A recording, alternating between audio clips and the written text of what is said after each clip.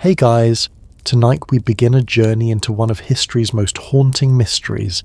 Picture this, a city that once housed over 1 million people, with marble palaces gleaming in the Mediterranean sun, where aqueducts delivered fresh mountain water to every neighborhood, where merchants from 3 continents traded exotic goods in bustling forums. Now imagine walking through that same city 400 years later, and finding only 30,000 souls wandering among crumbling ruins, wild animals roaming through abandoned temples, and weeds growing through the cracks of what were once the world's greatest roads. This isn't fiction. This is the story of Rome. And Rome wasn't alone. Across an empire that stretched from Britain to the Sahara, magnificent cities that had thrived for centuries simply vanished. Tonight we're going to uncover why the greatest urban civilization the ancient world had ever seen just disappeared. But before we step into these ghostly streets together, I'd love it if you could hit that subscribe button and give this video a like, especially if you're one of those wonderful souls who loves diving deep into history's mysteries. And if this story gives you the same chills it gives me, please share it with someone who appreciates a good mystery. Maybe that friend who's always talking about ancient civilizations, or your history-loving family members. Trust me, they'll thank you for it. And hey, I'm genuinely curious. Where are you watching from tonight? Your bedroom in Chicago? A dorm room in Austin? Maybe you're listening while walking your dog in Portland? Drop a comment and let me know. I'll always read them, and I love hearing from fellow history lovers.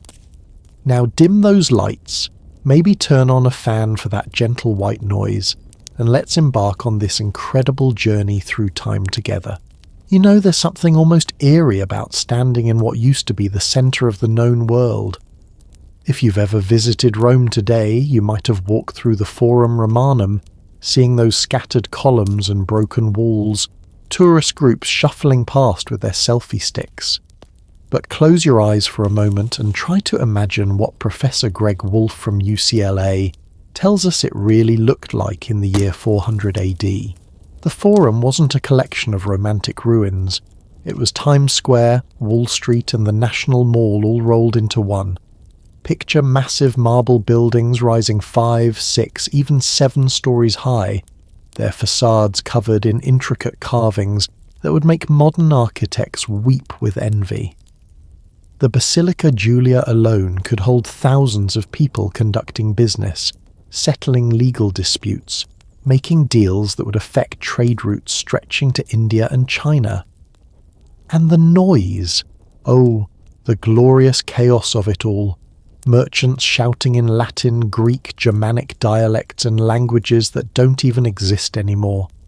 The clip-clop of horses pulling carts loaded with silk from China, spices from India, amber from the Baltic Sea, the rhythmic hammering of craftsmen in their workshops, the splash of fountains fed by aqueducts that carried water from mountains 60 miles away.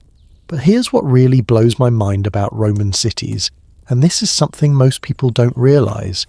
They had amenities that some parts of the world didn't see again until the 1800s. We're talking about public bathhouses with heated floors, apartment buildings with running water on multiple floors, streets lit by oil lamps at night. According to archaeological studies by Dr. Catherine Dunbabin from McMaster University, the city of Rome alone had 11 massive aqueducts bringing in about 300 million gallons of fresh water every single day. That's enough to supply a modern city of 2 million people, and it wasn't just Rome. Let's take a trip to Londinium, that's London to us, in the year 350 AD. If you could time travel there, you'd find a thriving city of around 50,000 people.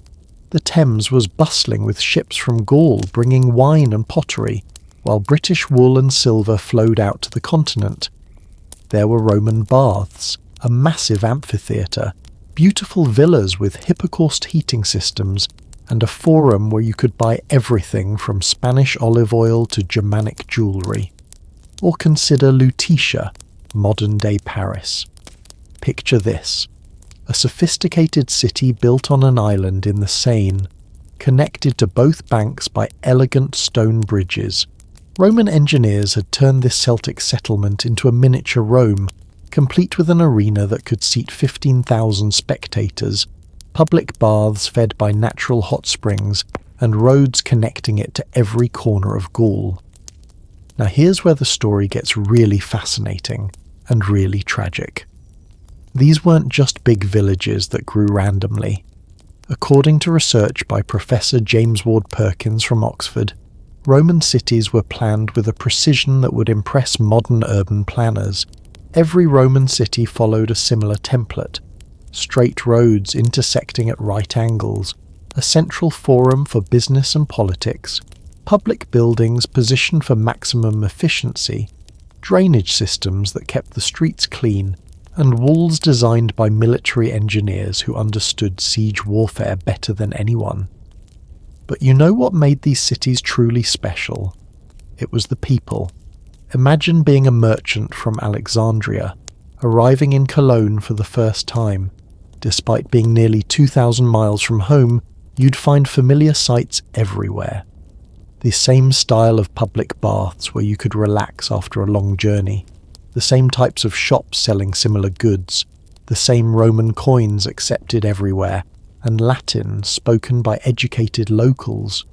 It was like being part of history's first truly global civilization. The economic engine powering all this was absolutely mind-blowing. We're talking about a trade network that makes modern globalization look simple. Archaeological evidence documented by Dr. Roberta Tomba from the British Museum shows Roman coins have been found in places as far away as Vietnam and India. Chinese silk was sold in British markets, while British hunting dogs were prized in Rome itself. Spices from Ceylon, that's Sri Lanka, were used in restaurants in Gaul, and German amber was crafted into jewellery for wealthy Roman ladies. But perhaps most importantly, Roman cities represented something revolutionary. The idea that hundreds of thousands of people could live together peacefully, productively, and prosperously. Sure, there were problems: slavery, inequality, political tensions, but the sheer audacity of creating cities that large, that complex, that interconnected was unprecedented in human history. So what happened? How does a civilization that's sophisticated, that powerful, that successful just fade away? How do cities that took centuries to build get abandoned in mere decades? The answer isn't simple, and it's definitely not what most people think. This isn't a story about barbarian hordes sweeping down and burning everything in sight, though they played their part. This isn't even really a story about the fall of an empire, though that happened too. This is a story about how civilizations are more fragile than we like to believe, how the systems we take for granted can unravel faster than we can imagine, and how the choices we make in times of crisis can echo through centuries. And trust me, as we dig deeper into this mystery, you're going to discover parallels to our own world that might keep you awake long after this story ends. Because the forces that emptied Roman cities, well, let's just say some of them sound remarkably familiar. But first, we need to understand just how incredible these Roman urban achievements really were, and why their collapse represents one of the greatest mysteries in human history. Don't forget to subscribe and hit that notification bell so you won't miss the next part of this incredible journey. In our next section, we're going to step inside a Roman city at its absolute peak and experience the urban miracle that shocked the ancient world. So let's step back in time to the year 150 AD and walk through the streets of Trier, a city you've probably never heard of, but one that would have absolutely blown your mind. Trier, located in what's now Western Germany, was considered the Rome of the North, and trust me, that wasn't just Roman propaganda. Picture yourself as a wealthy merchant arriving at Trier's gates on a crisp autumn morning. The first thing that would stop you dead in your tracks. The sheer scale of everything. The city walls stretched for over 4 miles around the entire settlement, built from massive limestone blocks that stood 30 feet high. These weren't just walls, they were engineering marvels with 47 defensive towers, 4 main gates that looked like triumphal arches, and a sophisticated drainage system built right into the foundation. But here's what really sets your heart racing as you enter through the Porta Nigra. That's the Black Gate, which still stands today, by the way. The sound hits you first. The rhythmic hammering from metalworking shops, the rumble of wooden wheels on stone streets, voices calling out in a dozen different languages. Then the smells. Fresh bread from bakeries, the tang of leather from workshops, exotic spices from trading posts, and yes, occasionally something less pleasant from the sewers. Hey, even Roman cities had their moments. Now, let me blow your mind with some numbers that archaeologist Dr. Lothar Schwinden has pieced together from decades of excavation. Troia, at its peak, housed around 80,000 people. That might not sound huge by today's standards, but consider this. Paris wouldn't reach that population again until the 1100s, nearly 1,000 years later. And unlike medieval cities that would grow up haphazardly, Trier was planned with mathematical precision that would make modern city planners jealous. The main street, the Cardo Maximus, was perfectly straight and wide enough for 2 full-sized Roman wagons to pass each other comfortably. Along this avenue stood shops that would make modern malls look quaint. 3-story buildings with workshops on the ground floor, living quarters on the 2nd floor, and storage in the upper levels. The facades were decorated with colourful frescoes and mosaics that told stories of gods, heroes, and yes, successful business deals. But here's where Roman urban planning gets really impressive. Every single building in Trier was connected to not 1, but 2 separate water systems. The first brought fresh drinking water from springs in the Eifel Mountains 30 miles away.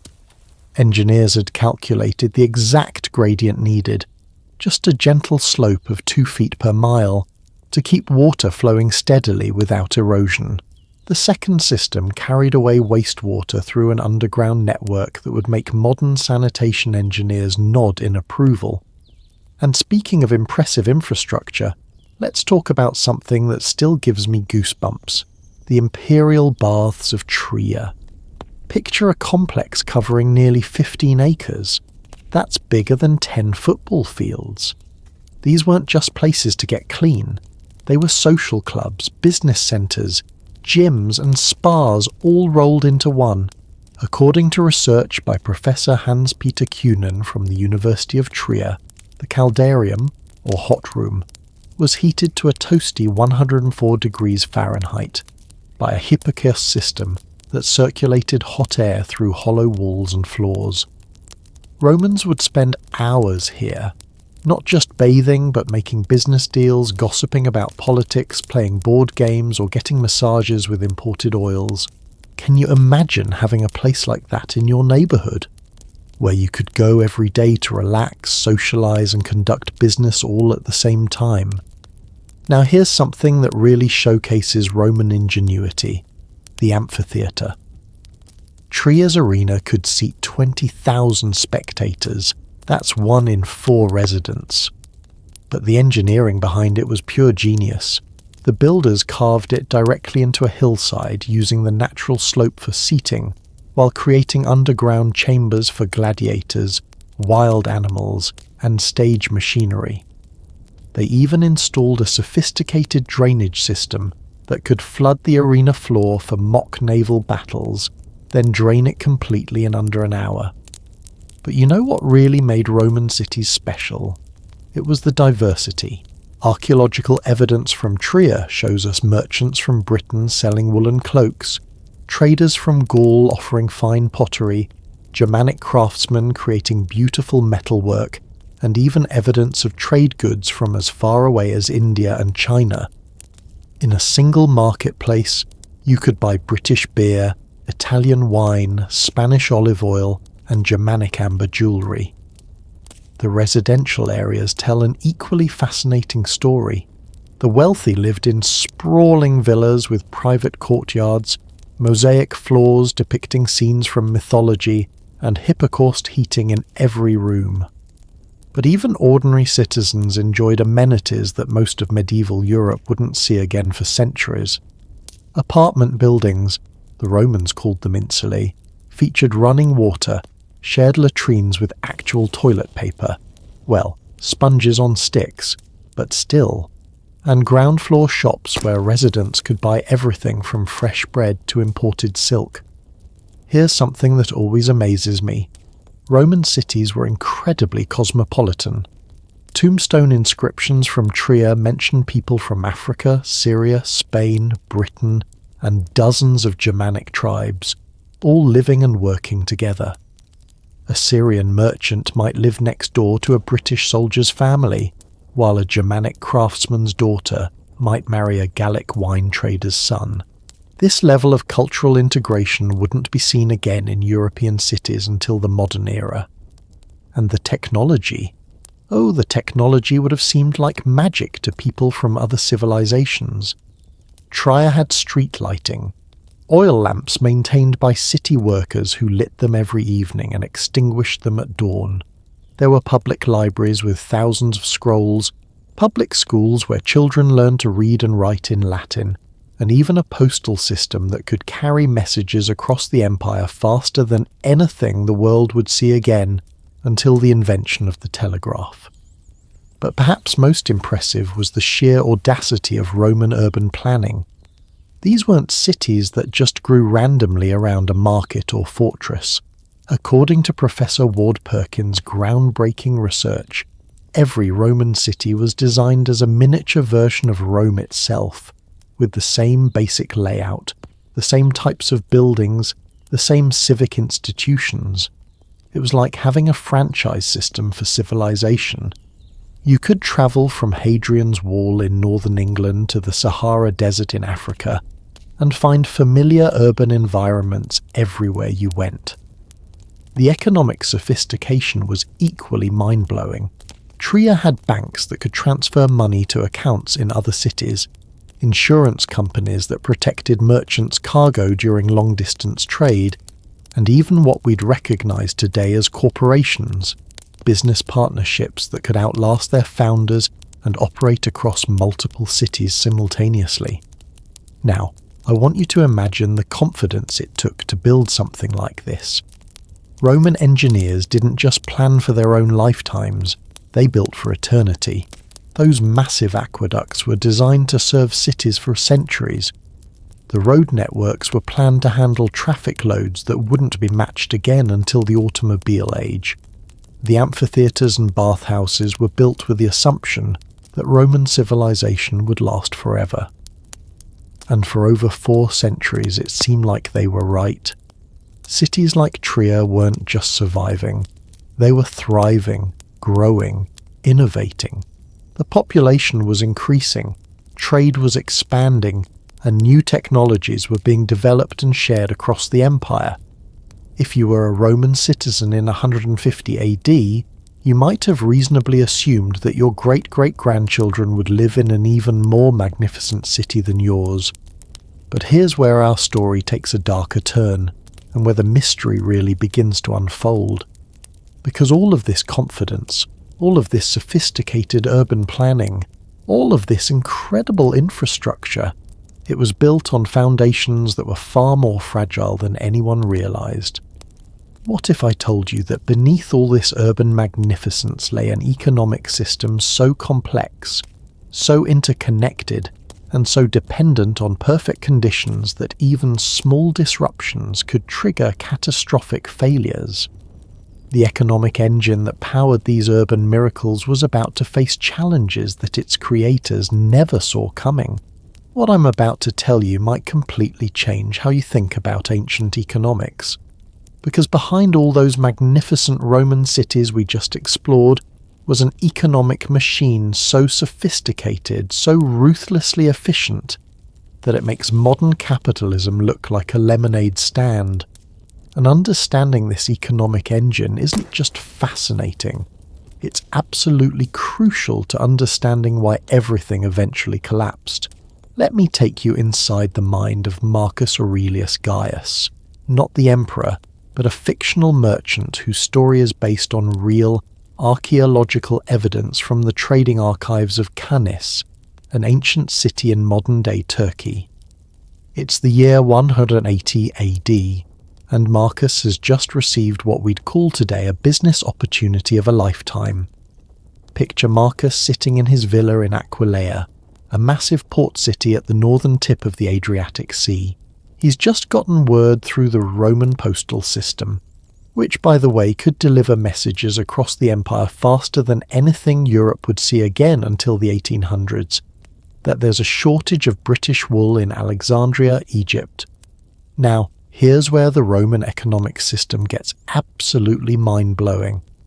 Marcus doesn't just think locally, he thinks globally. Within a week, he's arranged to purchase wool from producers in northern Britain, transport it via Roman roads to Londinium, ship it down the Thames to Roman merchant vessels, sail across the English Channel to Gaul, then down the Rhone River to the Mediterranean, across to Alexandria, and finally distribute it to textile manufacturers throughout Egypt. The entire journey, over 4,000 miles through a dozen different provinces. But here's the kicker, and this is something that blows modern economists' minds. Marcus can do all of this using a single currency system, a unified legal framework and standardized weights and measures. Imagine if you could start a business in New York, buy materials in Japan, manufacture in Germany, and sell in Brazil, all using the same money, the same laws, and the same business practices. That's essentially what the Roman Empire offered to entrepreneurs like Marcus. Think about that for a second. How many different currencies do you need just to travel across Europe today? How many different legal systems, different regulations, different bureaucratic hoops? The Romans solved all of that 2,000 years ago. The numbers behind this economic miracle are staggering. Modern archaeological analysis of Roman merchant records suggests that the empire's total trade volume reached approximately 50 million tons of goods annually.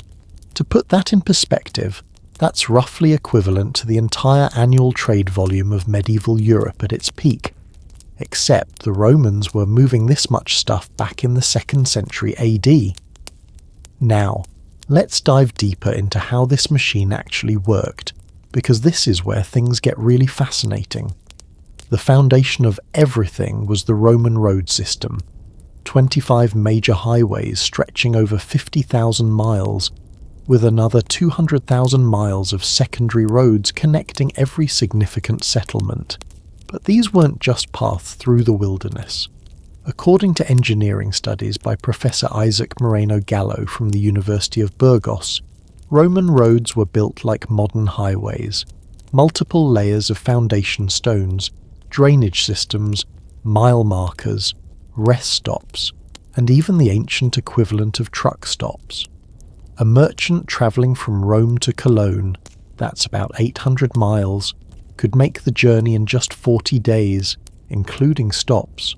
Compare that to medieval travel times of 80-100 days for the same distance, and you start to understand the economic advantage.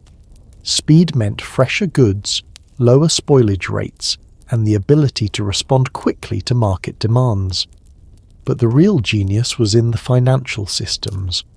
Romans had developed what we'd recognize today as letters of credit, international banking, insurance policies, and even joint stock companies. A merchant in Gaul could deposit money with a banker and withdraw the equivalent amount in Egypt, all without physically transporting a single coin. They had maritime insurance that covered shipwrecks, bandit attacks, and even what we'd call today acts of God. Let me give you a specific example that perfectly illustrates this sophistication. In 1900, archaeologists discovered a cache of business documents in the Roman fortress of Vindolanda, near Hadrian's Wall in northern England. Among these documents was a fascinating trade contract between a British wool merchant and a supplier in Gaul. The contract specified not just prices and delivery dates, but quality standards, penalty clauses for late delivery, insurance provisions, and even dispute resolution procedures. This level of commercial sophistication wouldn't reappear in Northern Europe until the Renaissance, over 1,000 years later.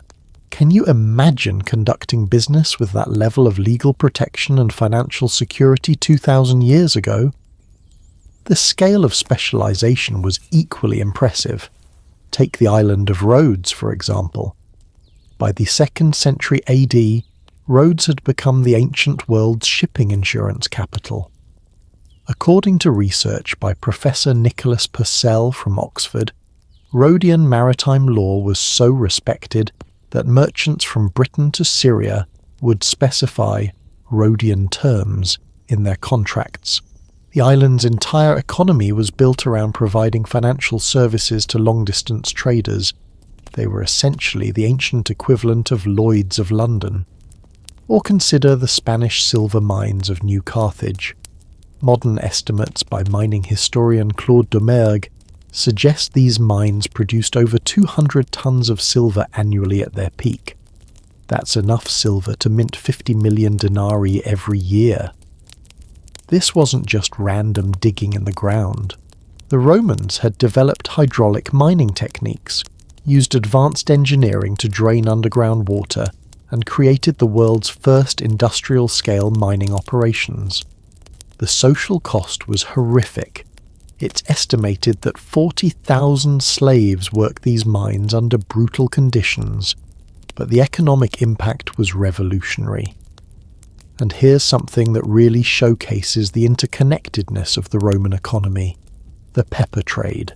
Black pepper from India was so valuable that it was literally used as currency in some transactions. Roman merchants had established permanent trading posts in Indian ports, and archaeologists have found Roman coins as far east as Vietnam and southern India. Professor Roberta Tomba's research at the British Museum shows that a single cargo ship arriving in Alexandria from India could carry enough pepper, silk, and spices to supply the entire Western Mediterranean for months. But perhaps the most remarkable aspect of the Roman economic engine was its urban focus. Unlike medieval economies that would be primarily agricultural, Roman wealth was concentrated in cities. Urban populations weren't just consumers, they were producers, innovators, and the driving force behind economic growth. A city like Antioch with its 300,000 residents wasn't just a big town. It was a manufacturing centre producing textiles, metalwork, glass, pottery, and luxury goods that were exported across 3 continents. The taxation system that funded all of this was equally sophisticated and equally ruthless. Roman tax collectors, called publicani, operated what was essentially a franchise taxation system. They would bid for the right to collect taxes in specific provinces, paying the Roman treasury up front and then keeping whatever they could collect above that amount. It was capitalism applied to government revenue, and it generated enormous wealth for both the state and private collectors. But here's where things get really interesting, and this is crucial to understanding what comes next in our story. This entire economic miracle was built on 3 absolutely critical foundations: political stability, military security, and demographic growth. The Roman peace, the Pax Romana, created the conditions where a merchant could invest in a 3-year trading venture to India without worrying about wars disrupting his routes. Roman legions protected trade routes from bandits and rival powers, and growing urban populations created ever-expanding markets for goods and services. For over 2 centuries, this system seemed invincible. Trade volumes grew, cities expanded, new technologies spread rapidly across the empire, and wealth accumulated at unprecedented rates. Roman merchants were living better than European royalty would live 1,000 years later. The middle class in major Roman cities enjoyed amenities, running water, central heating, public entertainment, diverse foods, educational opportunities that wouldn't be matched again until the Industrial Revolution. But economic engines, no matter how sophisticated, are only as strong as their underlying assumptions. And those three critical foundations I mentioned, political stability, military security and demographic growth, were about to face challenges that would test them to their breaking point. Because while Marcus Aurelius Gaius was calculating his profit margins on British wool, forces were already gathering on the empire's frontiers that would shatter this economic paradise forever, and the first cracks in the system were about to appear in the most unexpected places, threatening not just individual fortunes, but the very foundation of urban civilization itself. The year was 376 AD, and if you had been standing on the walls of Marcianopolis, a prosperous Roman city in modern-day Bulgaria, you would have witnessed something that no Roman had ever seen before. Stretching to the horizon was a sea of humanity. Over 200,000 Visigothic men, women and children, along with their wagons, livestock and everything they owned in the world. They weren't attacking, they were begging to come in. Now here's what makes this moment so fascinating and so tragic. These weren't the stereotypical barbarians that Hollywood loves to portray. The Visigoths had been Rome's neighbours for generations. Many had served in Roman armies, traded in Roman markets, and some had even become Roman citizens. Their king, Fritigern, spoke fluent Latin and had spent years at the imperial court. These were refugees, not raiders, fleeing from something so terrifying that they were willing to abandon their ancestral lands forever. What were they running from? The Huns. And if you think you know the story of Attila and his warriors, prepare to have your mind completely blown, because the reality was far more complex and far more devastating than any Hollywood epic. Let me paint you a picture of what was actually happening along Rome's northern frontier in the late 300s. For centuries, the Romans had managed their barbarian neighbours through a brilliant combination of diplomacy, bribery, military intimidation, and selective integration. It was like a massive, delicate balancing act. Germanic tribes would fight each other instead of Rome, Roman gold would keep friendly chiefs loyal, and the most ambitious young barbarian warriors would join Roman armies where they could find glory and wealth. But then the Huns arrived, and they shattered this carefully crafted system like a hammer hitting glass. The Huns weren't just another barbarian tribe. They were a migration phenomenon that historians now compare to a massive natural disaster. Picture entire peoples, numbering in the hundreds of thousands, moving across the steppes with a speed and coordination that left settled societies completely unprepared. According to research by Professor Peter Heather from King's College London, archaeological evidence suggests that the Hunnic migration displaced over 40 different tribal groups across Eastern Europe in less than 50 years. Can you imagine the chaos? Entire civilizations just moving, like dominoes falling one after another across the map of Europe. Now here's where most people get the story wrong. Popular culture loves to portray barbarian invasions as sudden, violent eruptions, savage hordes appearing out of nowhere to burn and pillage. But the reality was far more complex and in many ways far more devastating to Roman cities. Take the sack of Rome in 410 AD by Alaric's Visigoths. This wasn't a random raid by bloodthirsty savages. Alaric was a Roman general, yes, you heard that right, a Roman general, who had served the empire faithfully for years. He spoke Latin, understood Roman law, and had commanded Roman legions in battle. His men weren't wild barbarians. They were former Roman allies who had been systematically betrayed, underpaid, and mistreated by a Roman government that was falling apart from internal corruption. When Alaric finally marched on Rome, he tried 3 times to negotiate a peaceful settlement. He didn't want to destroy the city, he wanted to be paid what he was owed and given land for his people to settle. It was only after months of Roman duplicity and broken promises that he finally ordered his troops into the city. And even then, according to historian Edward Gibbon's detailed analysis, the sack was remarkably restrained by ancient standards. Churches were respected, civilians were largely spared, and many of Rome's greatest treasures were left untouched. But here's the crucial point. Alaric's march on Rome wasn't the cause of urban decline. It was a symptom of a system that was already breaking down. The real damage to Roman cities wasn't happening during dramatic sieges that make great movie scenes. It was happening slowly, invisibly, in the day-to-day breakdown of the economic and administrative systems that kept cities alive. Let me take you to Augusta Emerita, modern-day Merida in Spain, to show you what I mean. In 380 AD, this was still a thriving provincial capital with over 50,000 residents, magnificent public buildings, and a bustling economy. Archaeological evidence from Professor Trinidad Nogales Basarate's excavations shows active construction projects, busy markets, and all the signs of a healthy Roman city. But by 450 AD, just 70 years later, the population had dropped to fewer than 10,000 people, and large sections of the city were abandoned. What happened? No dramatic siege, no barbarian horde burning down the walls.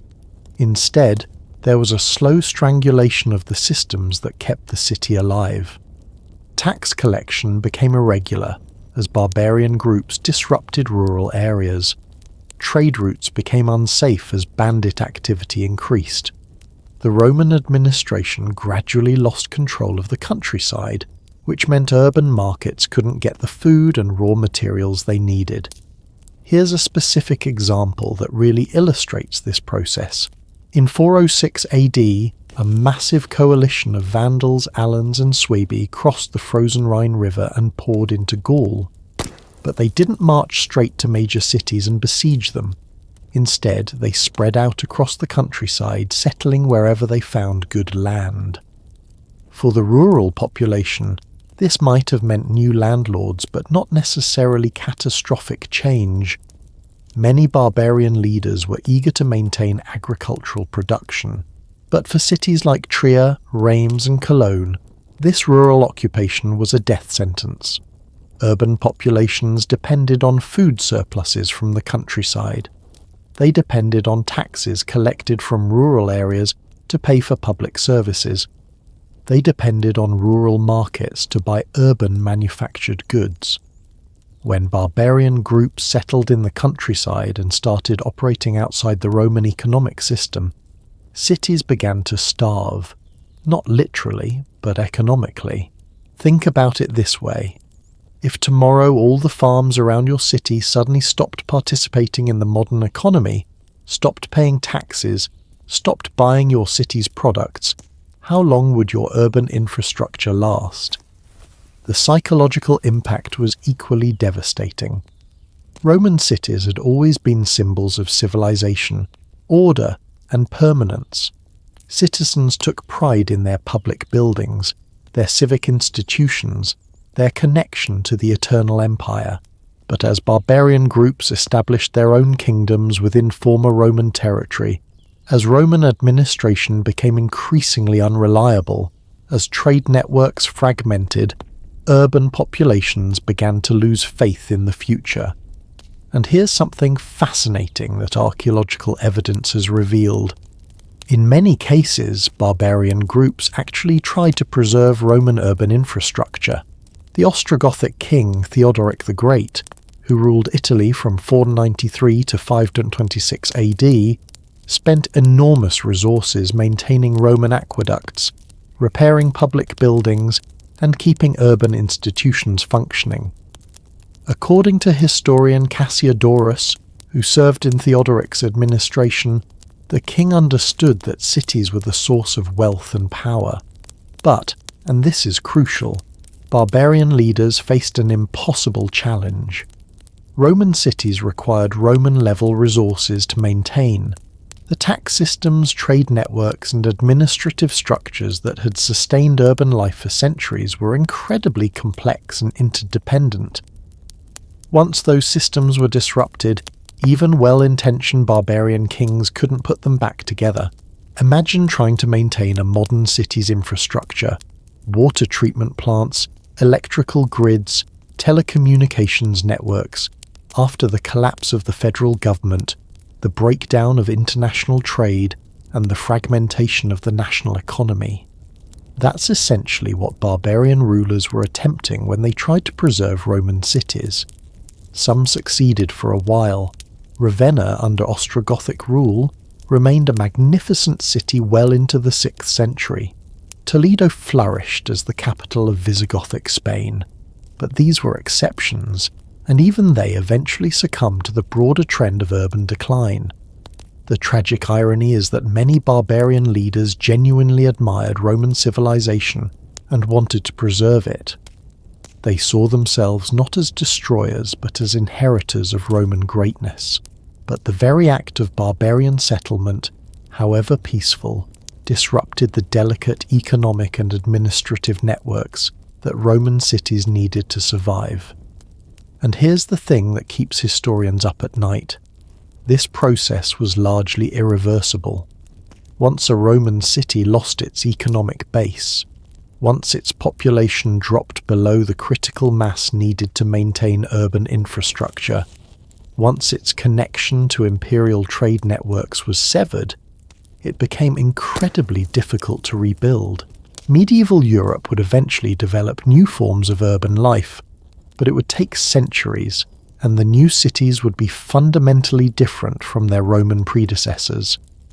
But the barbarian invasions, devastating as they were, weren't the only force tearing apart the Roman urban world. Even as Germanic tribes were settling in former Roman territories, even as cities were losing their economic foundations, an even more fundamental crisis was developing, one that would strike at the very heart of the empire's ability to fund and maintain its vast urban civilization. Now imagine holding a Roman coin from the year 200 AD. Feel its weight in your palm, solid silver gleaming in the light. This denarius contains about 83% pure silver and represents real value that merchants from Britain to Syria would accept without question.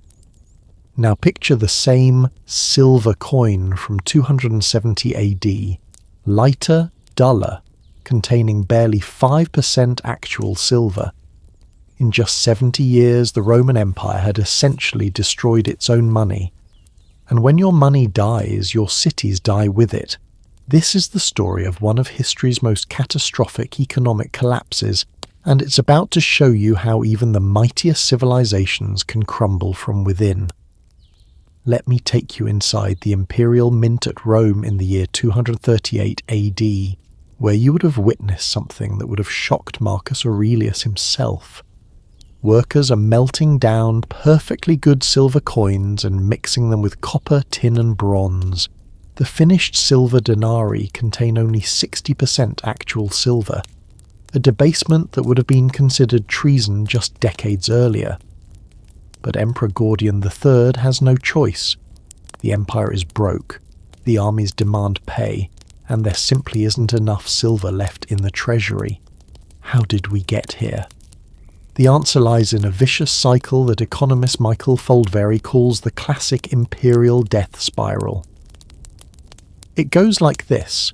Military expenses increase, taxes rise to cover costs, economic productivity decreases due to high taxation, tax revenues fall, so the government debases currency to make up the shortfall, which causes inflation, which increases military costs even more. Round and round it goes, until the whole system collapses. But let me show you the human cost of this economic catastrophe through the eyes of ordinary people.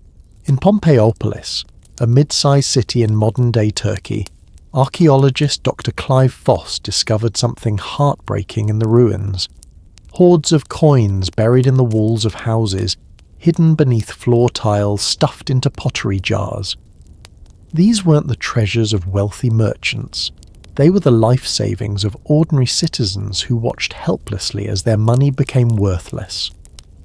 One particular hoard, discovered in 1994, tells a devastating story. It contains 247 silver coins spanning from 180 AD to 250 AD. You can literally see the empire's economic collapse in these coins. The early ones are bright silver, well minted, clearly valuable. The later ones are increasingly debased, poorly made, desperately trying to maintain the appearance of value while containing almost no precious metal at all. Think about that for a moment. Imagine watching your life savings slowly become worthless, not through theft or disaster, but through your own government systematically destroying the value of money itself. The numbers behind this collapse are staggering.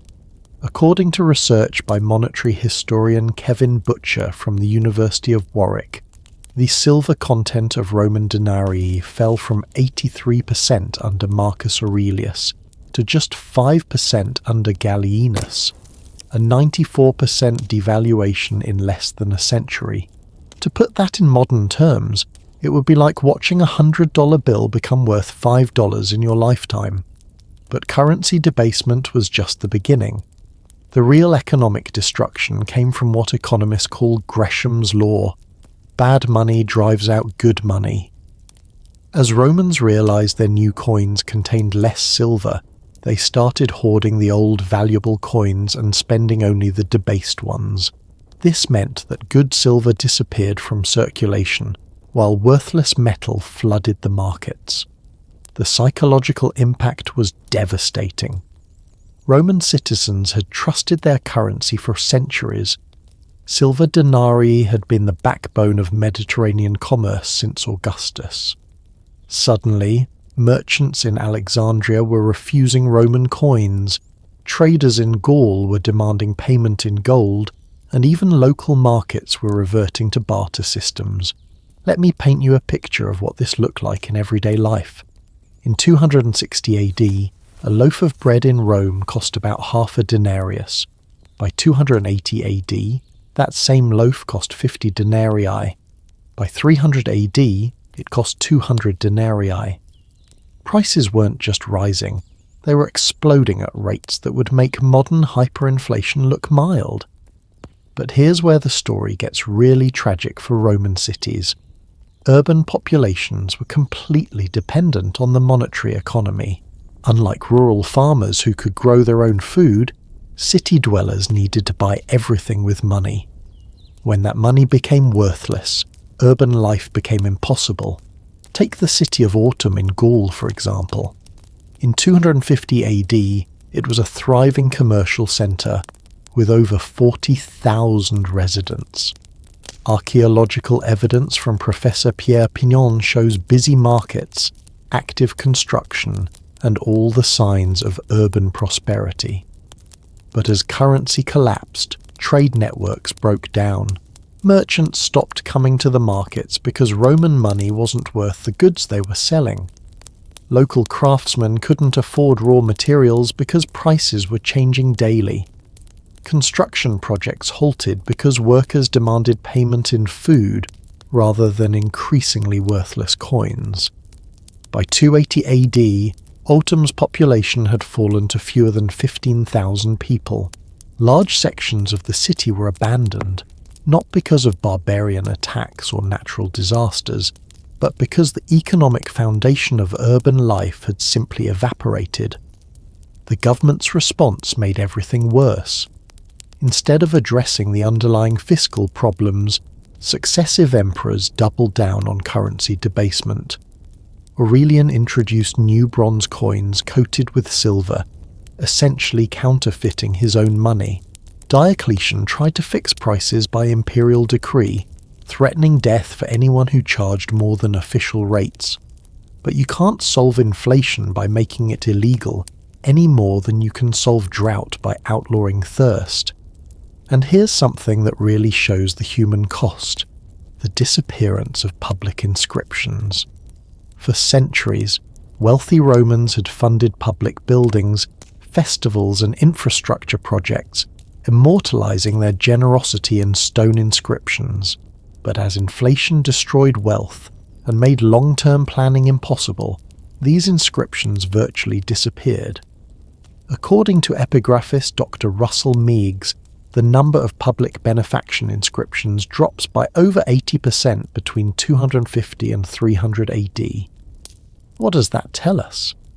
It means the wealthy Romans who had traditionally funded urban amenities, the baths, the theatres, the aqueducts, the festivals that made city life attractive, simply couldn't afford to anymore. When the rich become poor, who's going to maintain the fountains? But perhaps most devastating was the collapse of the professional army. Roman legions weren't just military units, they were economic engines that pumped money into frontier communities. A legion of 5,000 men represented an annual payroll of about 1.5 million denarii.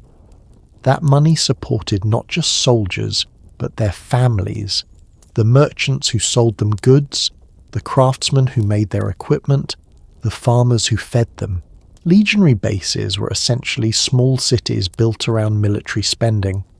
When currency debasement made military pay worthless, recruitment became impossible. Who wants to risk their life for money that won't buy dinner? The professional legions that had defended Rome for centuries began to disintegrate. In their place came barbarian federati, allied troops paid in land and goods rather than worthless coins. Do you see the vicious cycle forming? Economic collapse led to military weakness, which invited barbarian incursions, which increased military expenses, which required more currency debasement, which caused more economic collapse. The archaeological evidence for this economic catastrophe is overwhelming. Coin hoards buried during this period have been found across the empire, over 2,000 in Britain alone. These represent the life savings of ordinary people who lost faith in their government's money. Villa excavations show the sudden abandonment of luxury goods production. Urban archaeological layers from this period are thinner, showing reduced economic activity and smaller populations. But here's what makes this collapse so tragic. It was completely avoidable. The Roman Empire wasn't running out of silver. Spanish mines were still producing. The empire wasn't being overwhelmed by military expenses. Costs were manageable if spread across the tax base properly. The problem was political dysfunction. Emperors were being assassinated so frequently that long-term economic planning became impossible. In the 50 years between 235 and 284 AD, Rome had 26 emperors, most of whom died violent deaths. Each new emperor faced the same impossible situation: empty treasury, unpaid armies, and political rivals ready to exploit any sign of weakness. The quick fix was always currency debasement. Print more money, worry about consequences later. But those consequences were the death of Roman urban civilization. And here's the thing that should terrify anyone living in a modern economy. Once hyperinflation destroys trust in money, it's incredibly difficult to rebuild.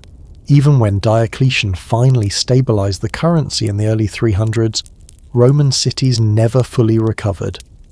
The middle class that had supported urban culture for centuries had been wiped out. The trade networks that had connected distant markets had fragmented. The economic confidence that had driven urban investment for generations was gone.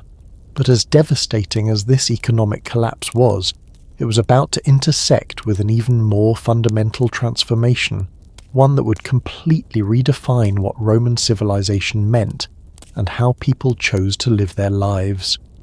Here's something that might surprise you. While Roman cities were crumbling from economic collapse and barbarian settlements, the empire's road network was busier than ever, but the travellers weren't merchants carrying silk and spices. They were pilgrims heading to remote monasteries, carrying nothing but walking sticks and prayers. The same roads that had once connected a commercial empire were now leading people away from cities entirely. Welcome to one of history's most profound psychological revolutions, the moment when an entire civilization decided that urban life wasn't worth living anymore.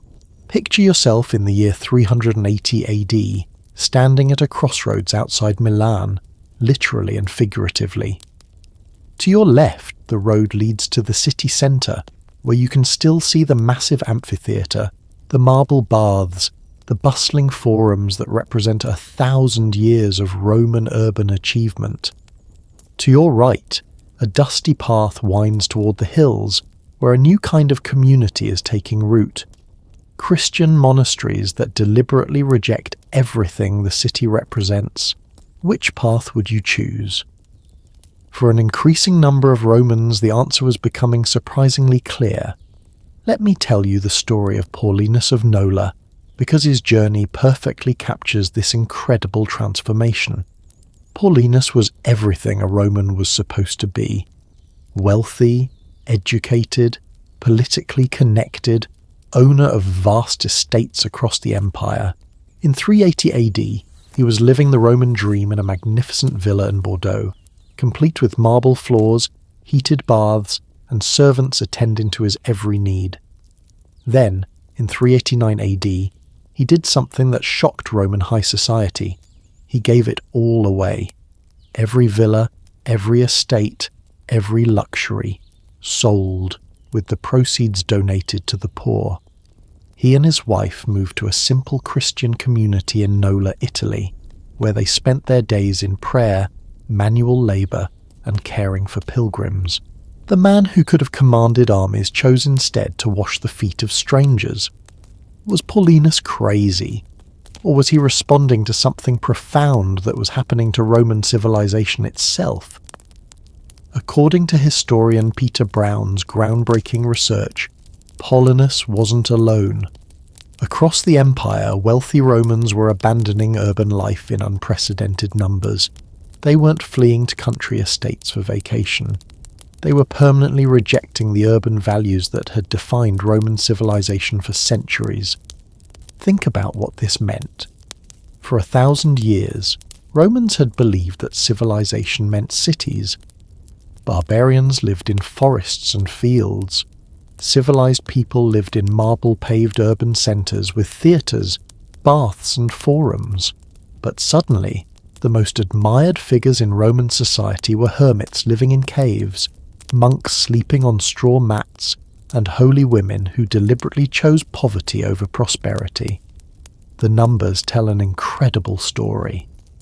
According to research by monastery historian Marilyn Dunn, the number of Christian monasteries in Gaul alone grew from fewer than 20 in 350 AD to over 200 by 450 AD. Each monastery represented not just a religious community, but an alternative vision of how human society could be organized. Instead of competitive urban hierarchies, monasteries offered egalitarian communities. Instead of material accumulation, they promoted spiritual wealth. Instead of individual achievement, they emphasized collective purpose. But here's what makes this transformation so fascinating. It wasn't just about religion. It was about a fundamental shift in what Romans thought made life worth living. Let me take you inside the monastery of Lérins, founded around 400 AD on a small island off the coast of southern France. The founder, Honoratus, was another wealthy Roman who had abandoned urban life. But Lérins wasn't a primitive retreat from civilization. It was a sophisticated community that offered everything a Roman city provided, just organized around completely different principles. The monastery had workshops for crafts and manuscript copying, libraries that preserved classical texts, schools that educated the children of both monks and local families, hospitals that cared for the sick, and guest houses that welcomed travellers. According to the life of St. Honoratus, written by his successor Hilary, The community was economically self-sufficient, intellectually vibrant, and socially diverse. It was essentially a city, but a city built on cooperation rather than competition, spiritual rather than material wealth. And here's the crucial point.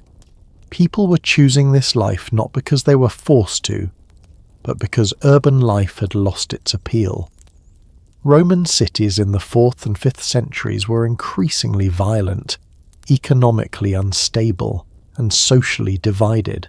The public amenities that had made urban life attractive, the baths, theatres, forums, were either deteriorating or becoming too expensive for ordinary citizens to enjoy.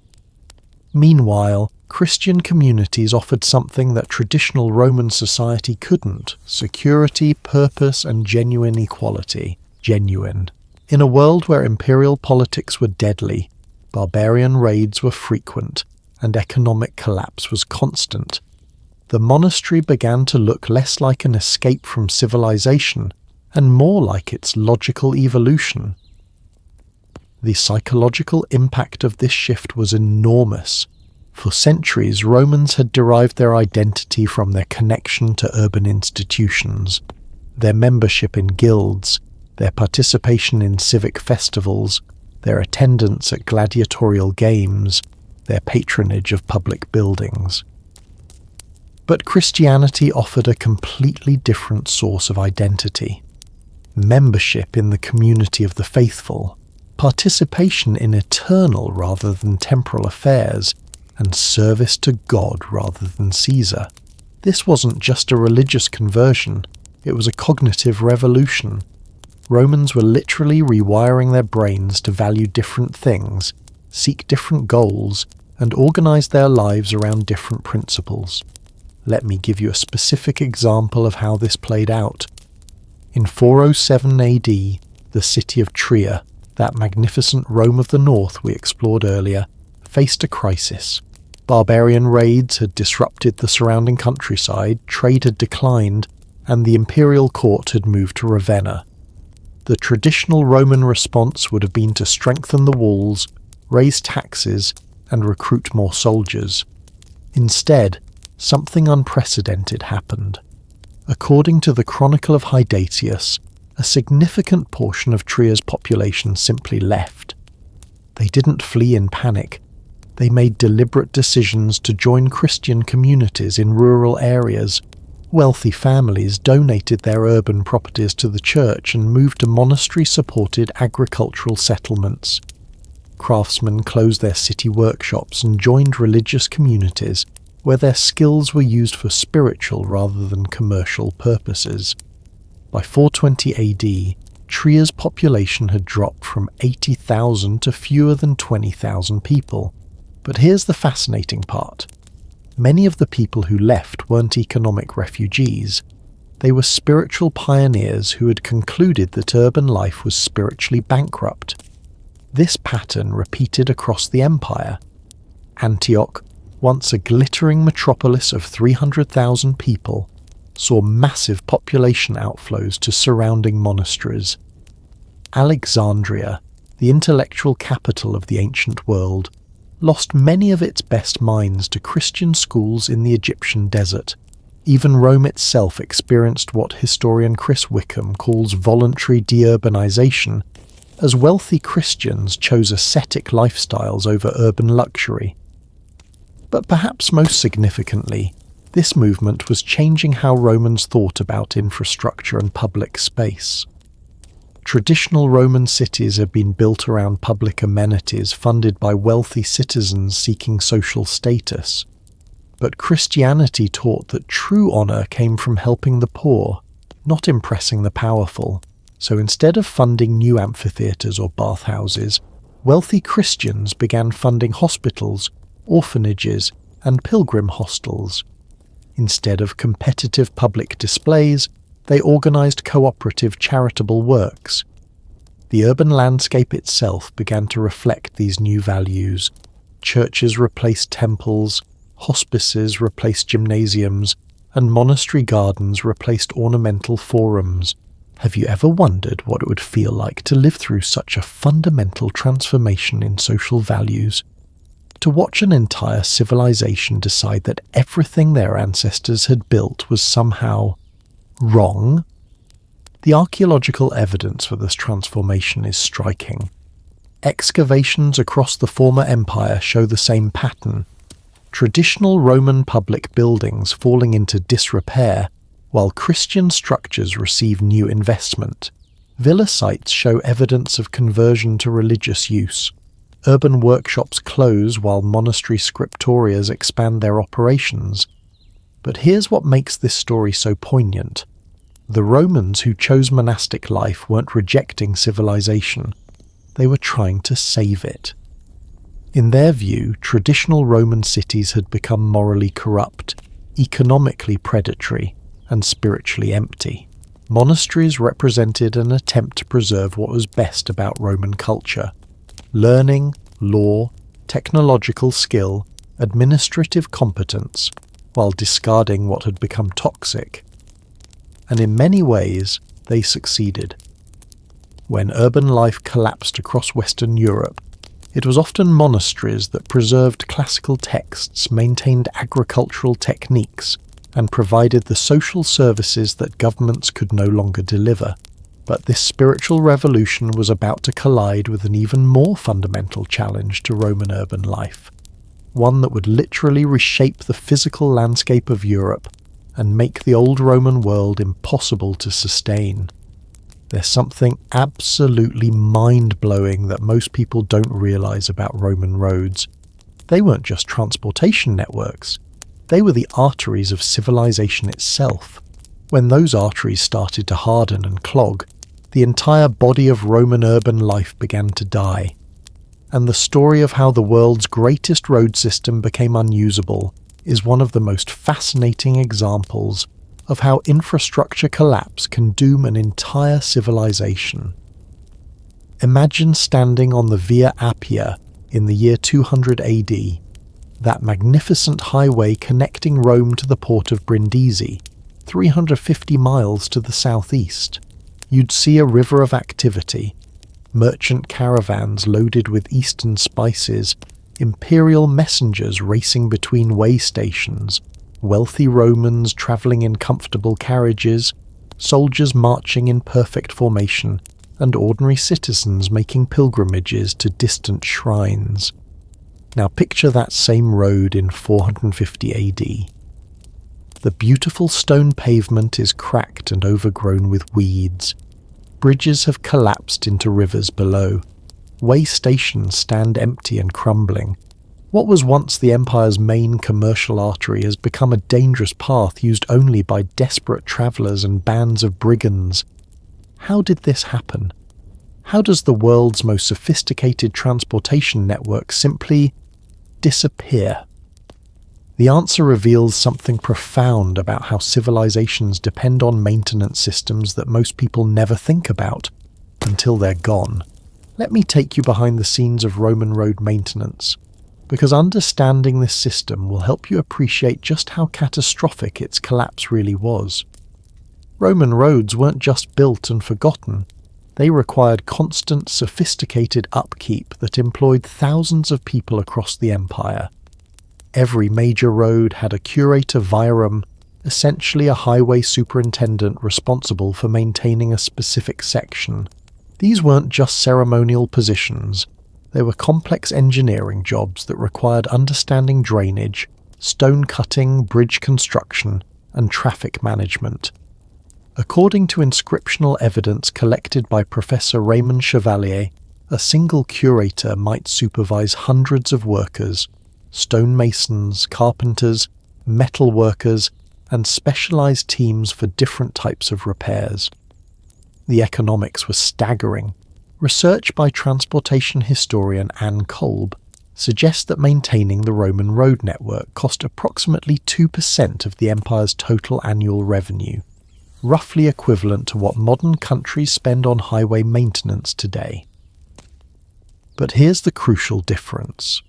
Roman roads were built to last centuries, not decades like modern highways. The famous Roman saying, "all roads lead to Rome," wasn't just a metaphor. It was a precise description of how the transportation network was funded and organized. Provincial taxes flowed to Rome, which then allocated resources for road maintenance across the empire.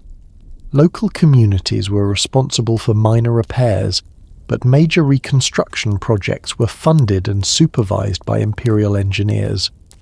But as we've seen, that whole system was falling apart by the 4th century. Barbarian settlements disrupted tax collection. Economic collapse reduced available revenue.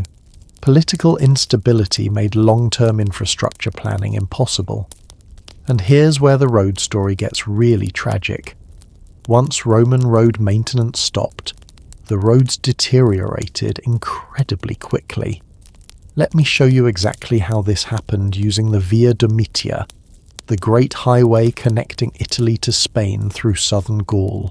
Built in 118 BC, this road had served the empire faithfully for over 400 years. Archaeological investigations by Dr. Pierre Cillière show that the road was in excellent condition as late as 350 AD, with evidence of recent repairs and active traffic. But then, maintenance stopped.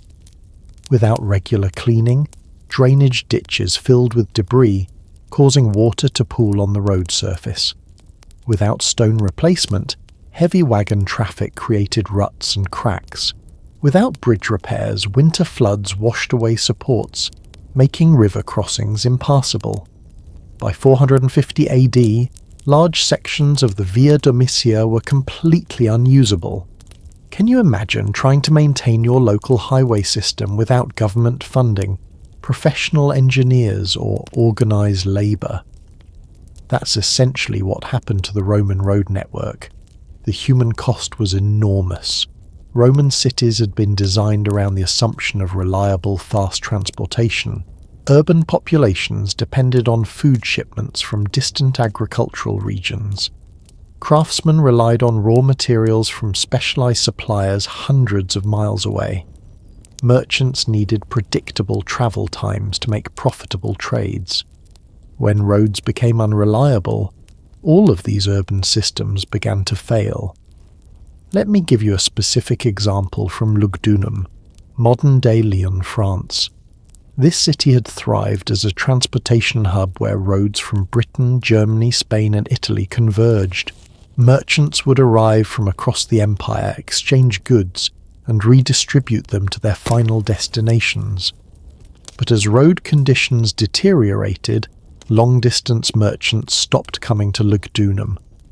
Why risk valuable cargo on dangerous, unpredictable routes? Instead, trade patterns fragmented into smaller local networks.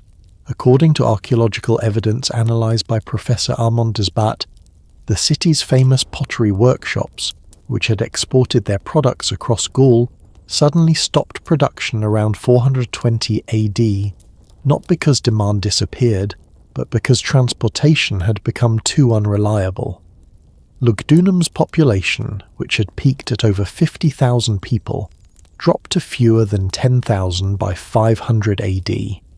The city didn't die from war or disease, it died from transportation failure. And here's something that really shows the psychological impact of this collapse: the disappearance of milestones. Roman roads had been marked every Roman mile, about 9 modern miles, with stone markers indicating distances to major cities. These milestones weren't just practical, they were symbols of imperial power and territorial control. But as road maintenance ceased, new milestones stopped being erected. Existing ones were often removed and used as building materials for local construction projects. The archaeological record shows a dramatic decline in milestone production after 350 AD. It's as if the empire was literally losing track of where it was going. The collapse of Roman roads also had devastating effects on information flow. The imperial postal system, the cursus publicus, had been one of the ancient world's most sophisticated communication networks. Imperial messengers could carry urgent dispatches from York to Rome in just 40 days. a speed that wouldn't be matched again in Europe until the 1700s. But this system depended entirely on well-maintained roads and strategically placed way stations. As roads deteriorated and stations were abandoned, communication times increased dramatically. According to historian Michael McCormick's research, a message that took 40 days to travel in 250 AD might take 80 or 100 days by 450 AD, if it arrived at all. Think about what this meant for government administration. How do you run an empire when orders from the capital take months to reach provincial governors? How do you coordinate military responses when generals can't communicate with each other? How do you collect taxes when you can't reliably send collectors to remote areas? The road collapse also transformed European geography in ways that are still visible today. Roman roads had connected regions that made economic sense, but weren't necessarily geographically obvious. The Great Highway from Cologne to Milan, for example, crossed the Alps through carefully engineered passes that made year-round travel possible. But when these mountain roads became unmaintained, Alpine passes became impassable during winter months. Trade routes that had connected northern and southern Europe for centuries simply disappeared. Regional economies that had been integrated for hundreds of years suddenly became isolated. Europe began to fragment into the smaller, more localized units that would characterize medieval geography. Perhaps most tragically, the knowledge of Roman road building itself was largely lost.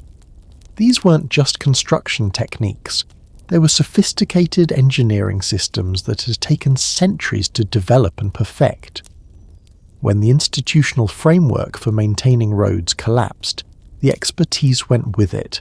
Medieval European roads wouldn't match Roman engineering standards until the 1700s. The techniques for building roads that could carry heavy traffic for centuries without major maintenance wouldn't be rediscovered until the modern era. In some ways, Europe didn't recover from the Roman road collapse until the invention of railroads. But the collapse of the road system was just one part of a larger infrastructure crisis that was making Roman cities impossible to maintain. While engineers struggled to keep highways passable, an even more fundamental challenge was emerging, one that would strike at the very foundation of urban life. Just when you thought the story couldn't get more devastating, along comes something that makes barbarian invasions look like a minor inconvenience. It was invisible, unstoppable, and it killed more Romans than all the Germanic tribes combined. But this wasn't a human enemy. It was a microscopic one, and when the plague of Justinian swept across the Mediterranean world in 541 AD, it didn't just kill people, it killed the very idea that cities were safe places to live. Let me paint you a picture that will absolutely chill you to the bone. Imagine walking through Constantinople in the summer of 542 AD, the greatest city in what remained of the Roman world, home to over 500,000 people, the crown jewel of Byzantine civilization. The morning starts normally enough. Merchants setting up their stalls, children playing in the streets, the magnificent Hagia Sophia gleaming in the morning sun. But by midday, something's wrong. People are collapsing in the markets. Bodies are being carried out of houses. By evening, the city that had buzzed with life for over 200 years sounds like a tomb. The only sounds are the creaking of death carts and the wailing of survivors. According to the historian Procopius, who witnessed this catastrophe firsthand, Constantinople was losing 10,000 people per day at the plague's peak. That's not a typo. 10,000 people every single day.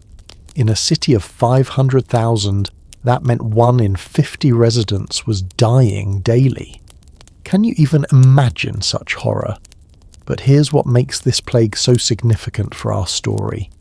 It wasn't just killing people randomly. It was systematically destroying the foundations of urban life itself. And the way it spread reveals something terrifying about how interconnected the Roman world had become, and how that interconnectedness could become a death sentence. The plague arrived in Constantinople aboard grain ships from Egypt, carried by fleas that lived on black rats that thrived in ship holds. This wasn't unusual. Constantinople imported about 175,000 tons of grain annually from Egypt to feed its massive population. The same trade networks that had made Roman cities prosperous were now delivering death door to door. Let me take you inside the mind of someone living through this nightmare. Meet Evagrius Scholasticus, a lawyer in Antioch who survived the plague and left us a detailed account. He describes watching his wife, his daughter, his grandchildren, and most of his friends die within a matter of weeks. But what really comes through in his writing isn't just personal grief. It's the complete breakdown of everything that made urban life function. Courts closed because there weren't enough judges left alive. Markets shut down because merchants were either dead or had fled to the countryside. Construction projects halted because entire guilds of craftsmen had been wiped out. According to Evagrius, the city government essentially stopped functioning because most officials had either died or abandoned their posts. And here's the terrifying math behind this catastrophe. Modern epidemiologists, led by researchers like Dr. Lester Little from Smith College, estimate that the plague of Justinian killed between 25 and 40% of the population in affected areas. That's not just a health crisis. That's a demographic apocalypse that makes modern pandemics look mild by comparison. But the real tragedy wasn't just the immediate death toll. It was how the plague permanently changed people's relationship with cities. For over 1,000 years, Romans had believed that urban life was safer than rural life. Cities had walls to keep out enemies, granaries to survive famines, and doctors to treat the sick. But the plague revealed that dense urban populations were actually more vulnerable to certain disasters than scattered rural communities. Think about it. If you're a peasant living on an isolated farm when plague hits the nearest city, you might survive simply because you're too far from other people to catch the disease. But if you're living in a Roman apartment building with hundreds of neighbours sharing common spaces, you're essentially trapped in a death zone. The psychological impact was enormous. Professor Kyle Harper from the University of Oklahoma has analysed the literary sources from this period, and they show a complete transformation in how people thought about urban life. Before the plague, cities were seen as monuments to human achievement. After the plague, they were often viewed as dangerous concentrations of sin and suffering that invited divine punishment. This fear wasn't irrational. It was based on harsh experience. The plague didn't just hit once and disappear. It returned in waves every 8-12 years for the next 2 centuries, always hitting urban areas hardest. Constantinople alone suffered major plague outbreaks in 5442, 558, 573, 586, 599, 618, 698, and 747 AD. That's 8 major demographic disasters in 2 centuries. Can you imagine trying to maintain urban institutions under those conditions? How do you plan long-term construction projects when you don't know if your population will be cut in half next decade? How do you maintain complex craft guilds when entire trades might be wiped out overnight? How do you justify living in a city when the countryside seems so much safer? Let me show you exactly how this played out using the city of Carthage in North Africa. Before the plague, Carthage was one of the Mediterranean's greatest cities, with over 100,000 residents, magnificent public buildings, and a thriving economy based on African grain exports. Archaeological evidence from Dr. Susan Stevens' excavations shows a bustling urban centre with active construction, busy markets, and all the signs of urban vitality. Then the plague hit in 542 AD. Contemporary sources suggest that Carthage lost about 40% of its population in the first outbreak alone. But here's what's really devastating. The city never recovered. Subsequent plague waves in 558, 573, and 599 AD prevented any sustained population growth. By 650 AD, when the Arabs conquered North Africa, Carthage had fewer than 20,000 residents, an 80% population decline from its pre-plague peak. The economic consequences were equally catastrophic. Roman cities had depended on having enough people to support specialized crafts, professional services, and complex trade networks. When plague reduced urban populations below critical thresholds, entire economic sectors simply vanished. Take glassmaking, for example. Roman cities had supported sophisticated glass industries that produced everything from window panes to delicate artistic pieces. But glassmaking required specialized knowledge passed down through family workshops over generations. When plague wiped out entire families of craftsmen, that knowledge disappeared with them. Archaeological evidence from glass workshops across the former empire shows the same pattern. Active production until the mid-6th century, then sudden abandonment that lasted for centuries. Europe wouldn't recover Roman-level glassmaking capabilities until the High Middle Ages, over 500 years later. The same thing happened with urban services that required trained professionals. Roman cities had supported schools, hospitals, libraries, and public entertainment venues staffed by educated specialists. But when plague killed teachers, doctors, librarians, and performers faster than they could be replaced, these institutions simply closed. Perhaps most tragically, the plague destroyed the demographic foundation that had made Roman urban culture possible. Roman cities had always attracted young people from rural areas, seeking opportunities, education, and advancement.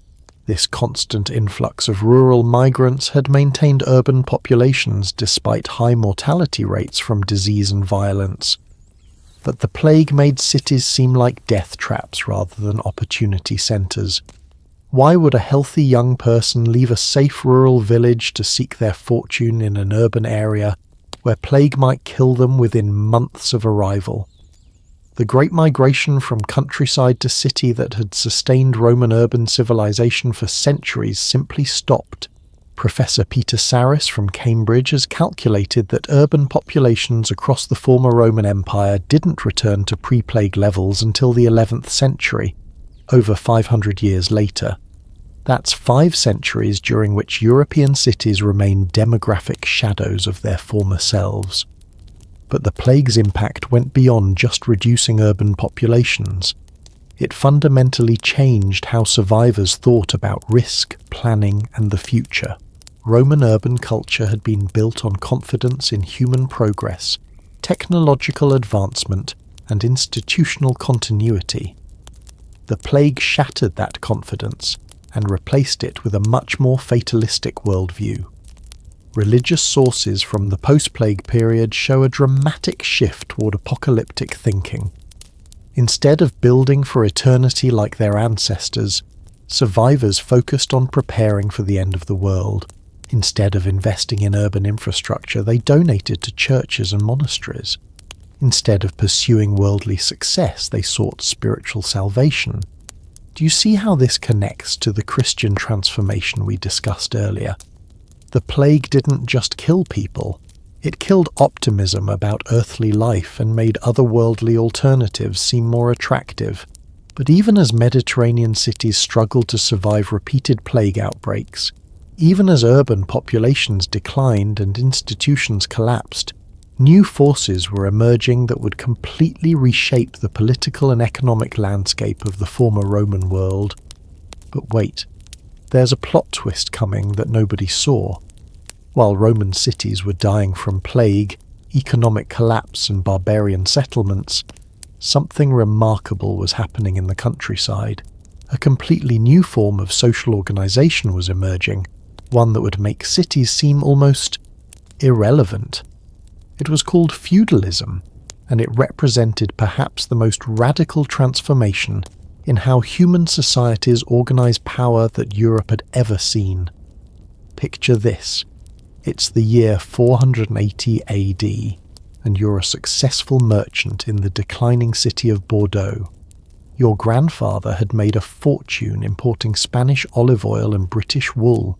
Your father had managed to maintain the family business despite barbarian raids and currency debasement. But now you're facing an impossible choice that would have been unthinkable to your ancestors. A local Visigothic lord named Uric has made you an offer. He'll protect your family and property from bandits, provide security for your trade routes, and guarantee your access to agricultural products from his estates. In exchange, you just need to do one small thing. Abandon your urban lifestyle, move to his rural stronghold, and swear personal loyalty to him rather than to some distant emperor who can't even protect his own capital. What would you do? For an increasing number of Romans, the answer was becoming clear. Take the deal. This is the story of how Europe accidentally invented a completely new way of organizing society, one that made Roman-style cities obsolete for over 500 years. Let me explain what feudalism actually was, because it's one of the most misunderstood concepts in history.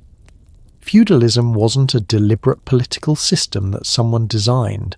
It was an emergency response to the collapse of centralized authority, a practical solution to the problem of how to organize society when governments can no longer provide basic services like security, justice, and economic coordination. Here's how it worked in practice. Instead of depending on distant imperial institutions, people formed personal relationships with local strongmen who had the military power to protect them. These weren't just business contracts. They were sacred oaths that created new kinds of social bonds. A lord would provide land, protection, and justice to his followers, called vassals. In exchange, vassals would provide military service, agricultural labor, and absolute loyalty to their lord. The genius of this system was its flexibility. Unlike Roman institutions, which required massive bureaucracies, standing armies, and complex supply chains to function, feudal relationships could work at any scale. A single village could have its own protective arrangements. A rural valley could become a self-sufficient political unit. You didn't need cities, roads, or imperial administration to make feudalism work. Let me show you exactly how this transformation played out using the story of Gaul in the 5th and 6th centuries, according to research by historian Chris Wickham from Oxford. Archaeological evidence shows a dramatic shift in settlement patterns during this period. Roman villa sites, those magnificent country estates that had housed the rural elite, were either abandoned or converted into fortified strongholds surrounded by peasant villages. But here's what's really fascinating. This wasn't economic decline.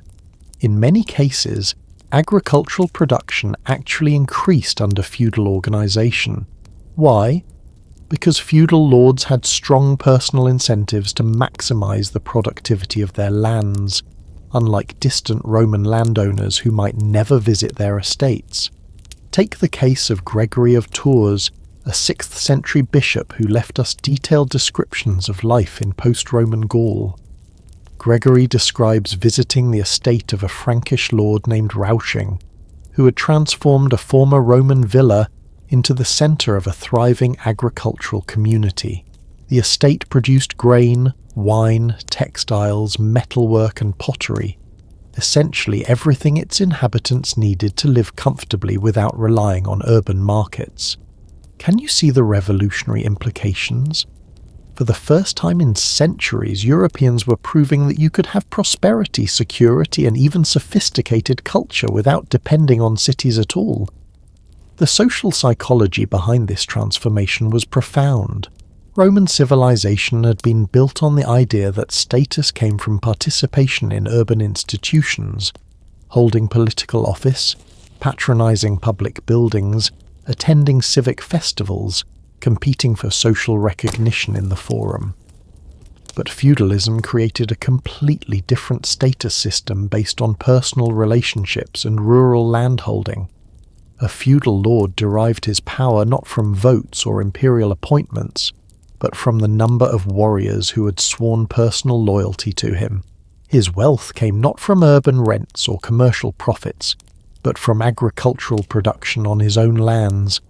His status came not from civic achievements, but from his reputation for protecting his followers and keeping his word.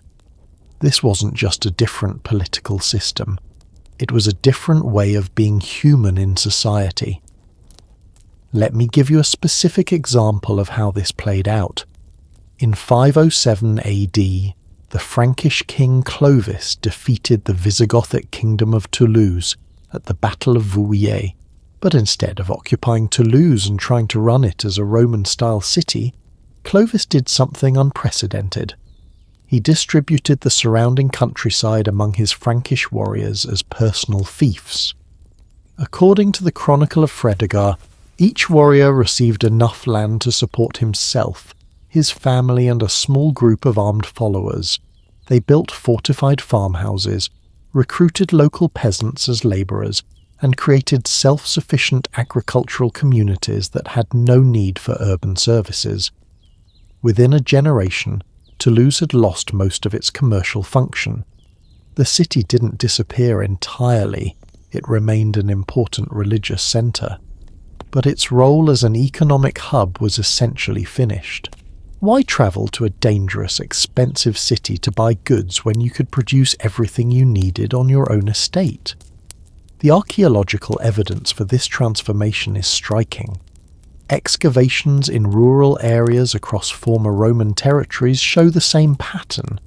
The construction of new fortified sites, often called motte and bailey castles, surrounded by agricultural settlements. These weren't temporary camps. They were permanent alternatives to urban civilization. Professor Thomas Bisson from Harvard has calculated that over 10,000 of these feudal strongholds were built across Western Europe between 450 and 750 AD. Each one represented a conscious decision to opt out of the Roman urban system and create something completely different. But perhaps most importantly, feudalism was changing how Europeans thought about power itself. Roman power had been institutional. Emperors derived authority from their position in a complex governmental hierarchy. But feudal power was personal. Lords commanded obedience because of individual relationships based on oath-taking and mutual obligation. This had enormous implications for how society was organized.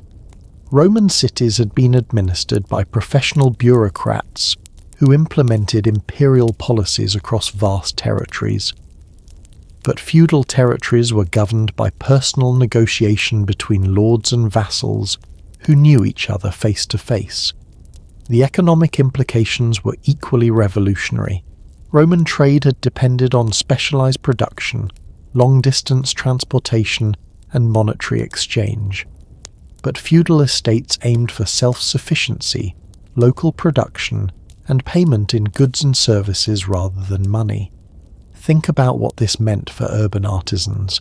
Why would a feudal lord hire expensive city craftsmen when he could train his own peasants to produce everything his community needed? Why would he buy goods in urban markets when his own estates could supply food, textiles, tools, and weapons?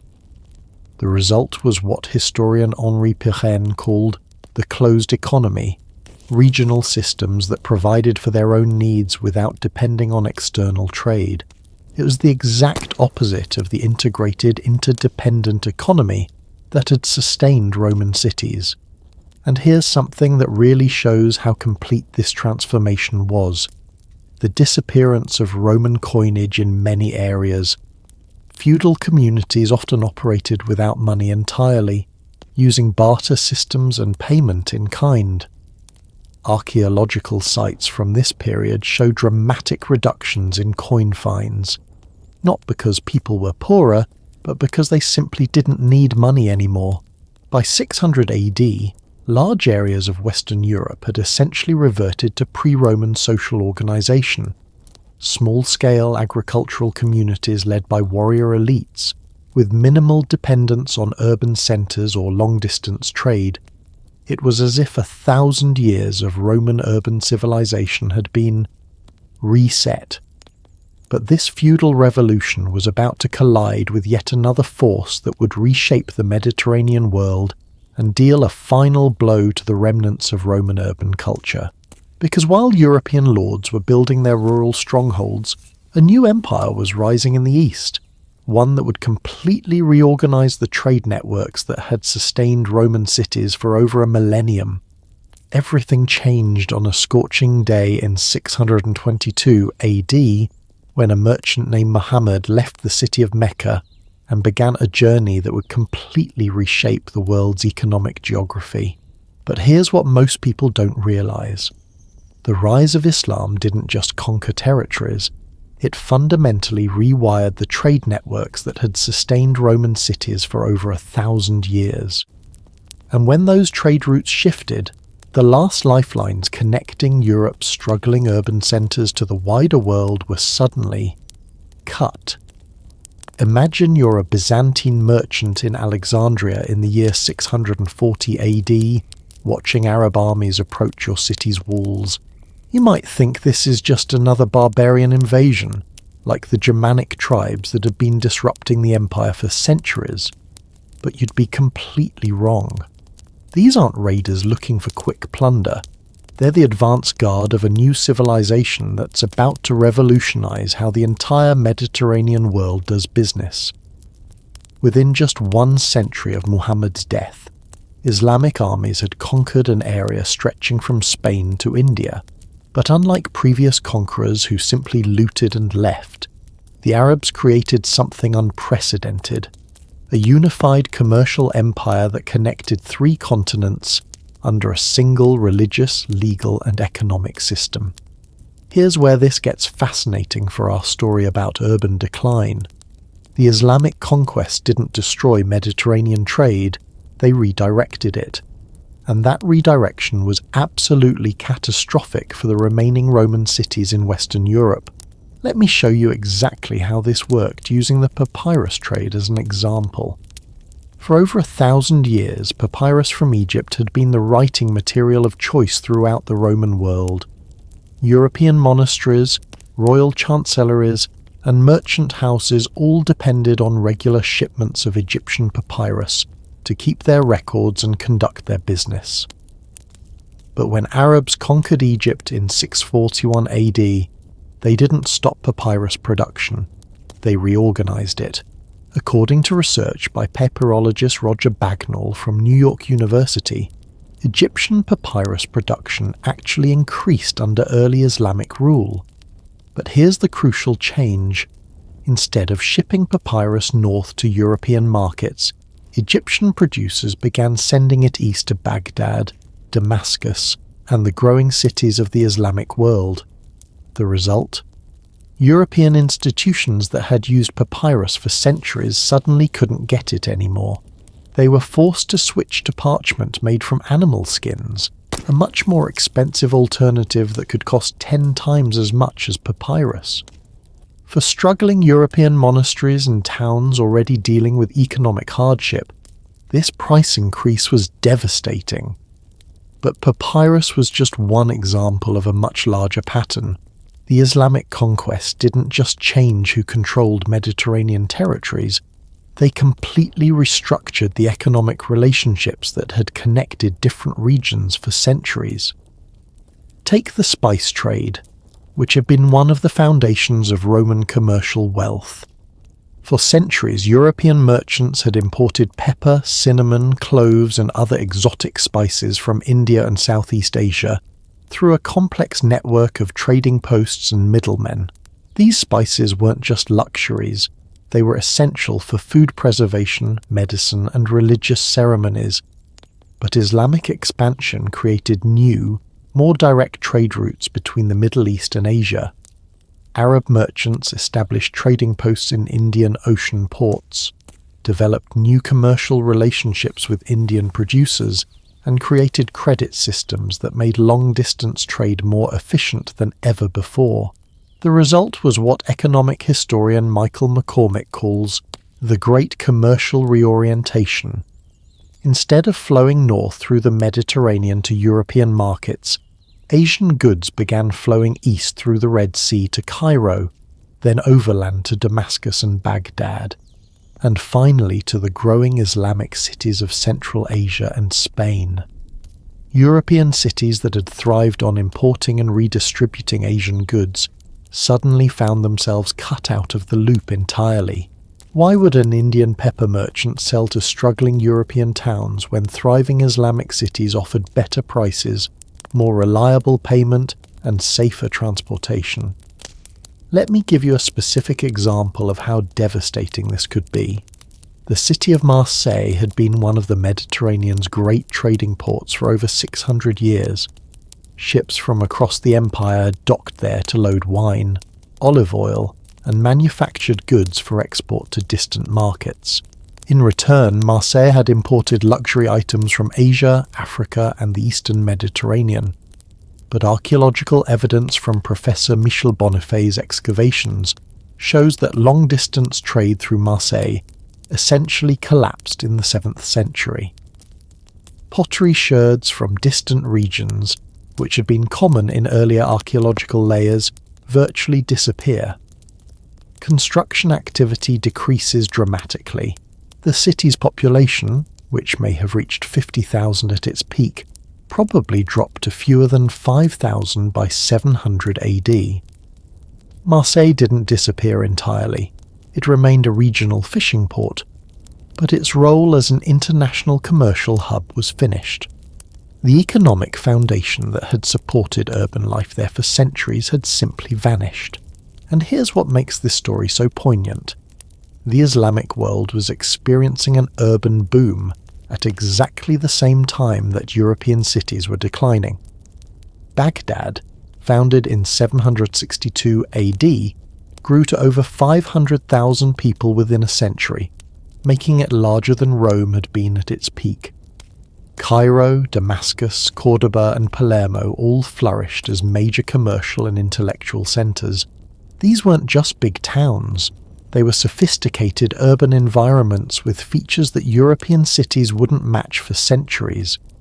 Baghdad had hospitals with medical schools, libraries containing hundreds of thousands of books, public baths supplied by advanced hydraulic systems, and markets selling goods from China to Spain. Can you imagine the psychological impact on European Christians? For 1,000 years they had considered themselves the heirs to the world's most advanced civilization. But suddenly, the most magnificent cities, the most sophisticated technologies, and the most extensive trade networks were all controlled by followers of a religion that hadn't even existed 2 centuries earlier. The commercial reorientation also had profound effects on what goods were available in European markets. Many products that had been common in Roman cities, silk from China, spices from India, papyrus from Egypt, precious stones from Ceylon, became incredibly rare and expensive in post-Islamic Europe. This scarcity forced European communities to become even more self-sufficient, which further reduced the economic advantages of urban life. If you can't buy exotic goods in the city anyway, why not live in the countryside where you can at least produce your own food and basic necessities? But perhaps most significantly, the Islamic conquest changed the entire scale of commercial operations. Roman trade had been organized around individual merchants or small partnerships, conducting business across relatively short distances. But Islamic commerce was organized around vast trading networks spanning continents, supported by sophisticated banking systems and backed by unified imperial authority. European merchants simply couldn't compete with this new scale of operation. A European trader might spend months organizing a single shipment of goods to a neighboring region. Meanwhile, Islamic merchants were coordinating trade expeditions that could take years to complete and involve dozens of partners across multiple continents. The technological gap was equally daunting. Islamic navigators had access to new mathematical instruments, advanced map-making techniques, and navigational knowledge inherited from Indian and Chinese sources, Islamic merchants used sophisticated credit systems, standardized weights and measures, and commercial law codes that made long-distance trade safer and more profitable. European commercial practices, which had seemed advanced in the 4th century, now looked primitive by comparison.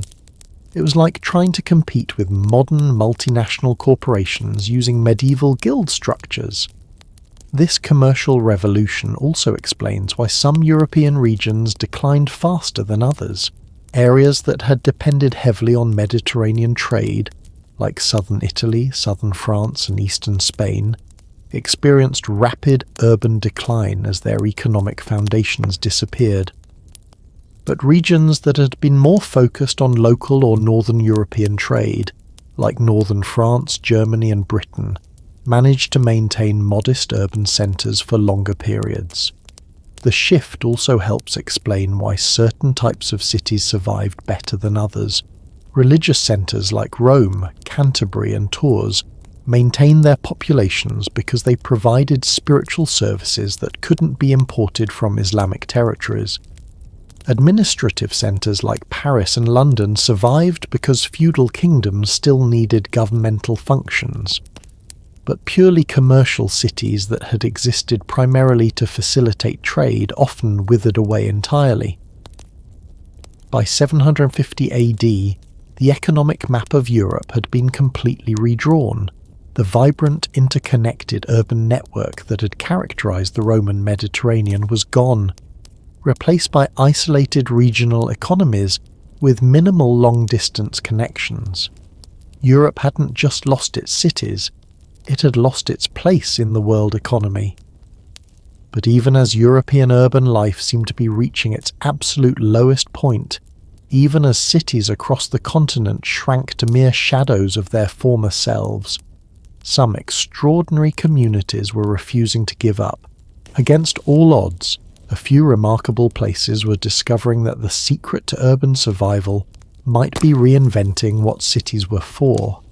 Against all odds, some cities refused to die, and their survival stories are absolutely fascinating because they reveal the secret ingredients that could keep urban life alive even when everything seemed hopeless. These weren't the biggest or richest cities, they were the smartest ones, the most adaptable ones, the ones that figured out how to reinvent themselves when the old Roman world collapsed around them. Let me tell you about 3 remarkable survival stories that will completely change how you think about resilience and adaptation. First, there's Rome itself, the eternal city that somehow managed to stay eternal, even when everything about it should have spelled doom. By 550 AD, Rome had lost over 90% of its population, falling from over 1 million residents to perhaps 50,000 people, rattling around in a city built for 20 times that many. The aqueducts were broken, the forums were abandoned, and wild animals literally roamed through the ruins of the Colosseum. But here's what's amazing. Rome didn't just survive, it transformed itself into something completely new.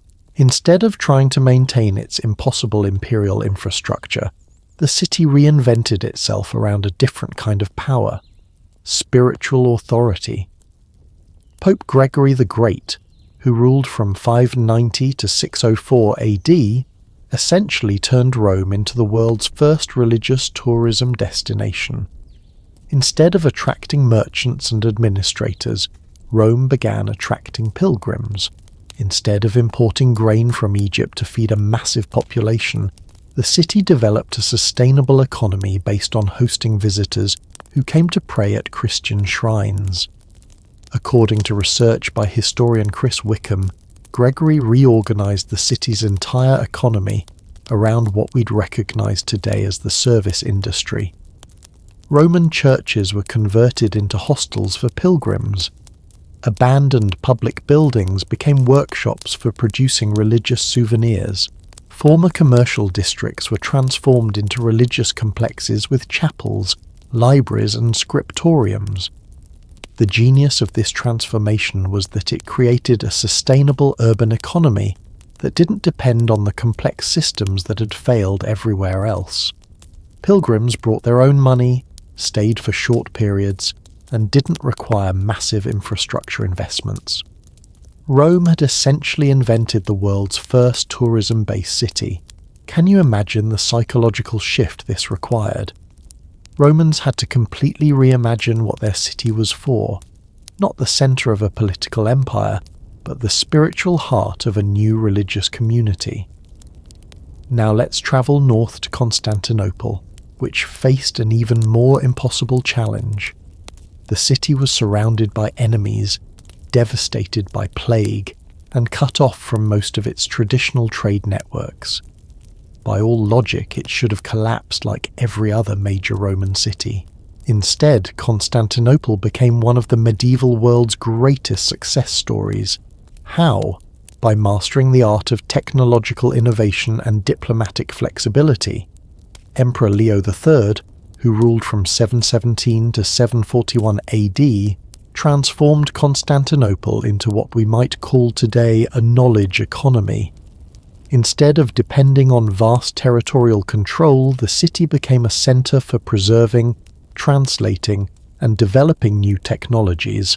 Byzantine scholars collected manuscripts from across the known world, translated works from Greek, Latin, Arabic, and Hebrew, and created the medieval world's most sophisticated educational institutions. But here's what really made Constantinople special. It became a master of niche markets. While Islamic cities controlled the mainstream spice and silk trades, Constantinople specialized in luxury goods that required unique expertise. Byzantine craftsmen became famous for producing silk textiles so fine that Islamic rulers would pay enormous sums to acquire them. Constantinople's goldsmiths created jewellery and religious artifacts that were prized from Ireland to India. According to economic historian Michael Hendy's analysis of Byzantine coin distributions, Constantinople maintained trade relationships with over 40 different regions, despite controlling relatively little territory. The city had essentially become a high-value-added manufacturing centre that could compete with much larger economies by focusing on quality rather than quantity. Think about the strategic brilliance of this approach.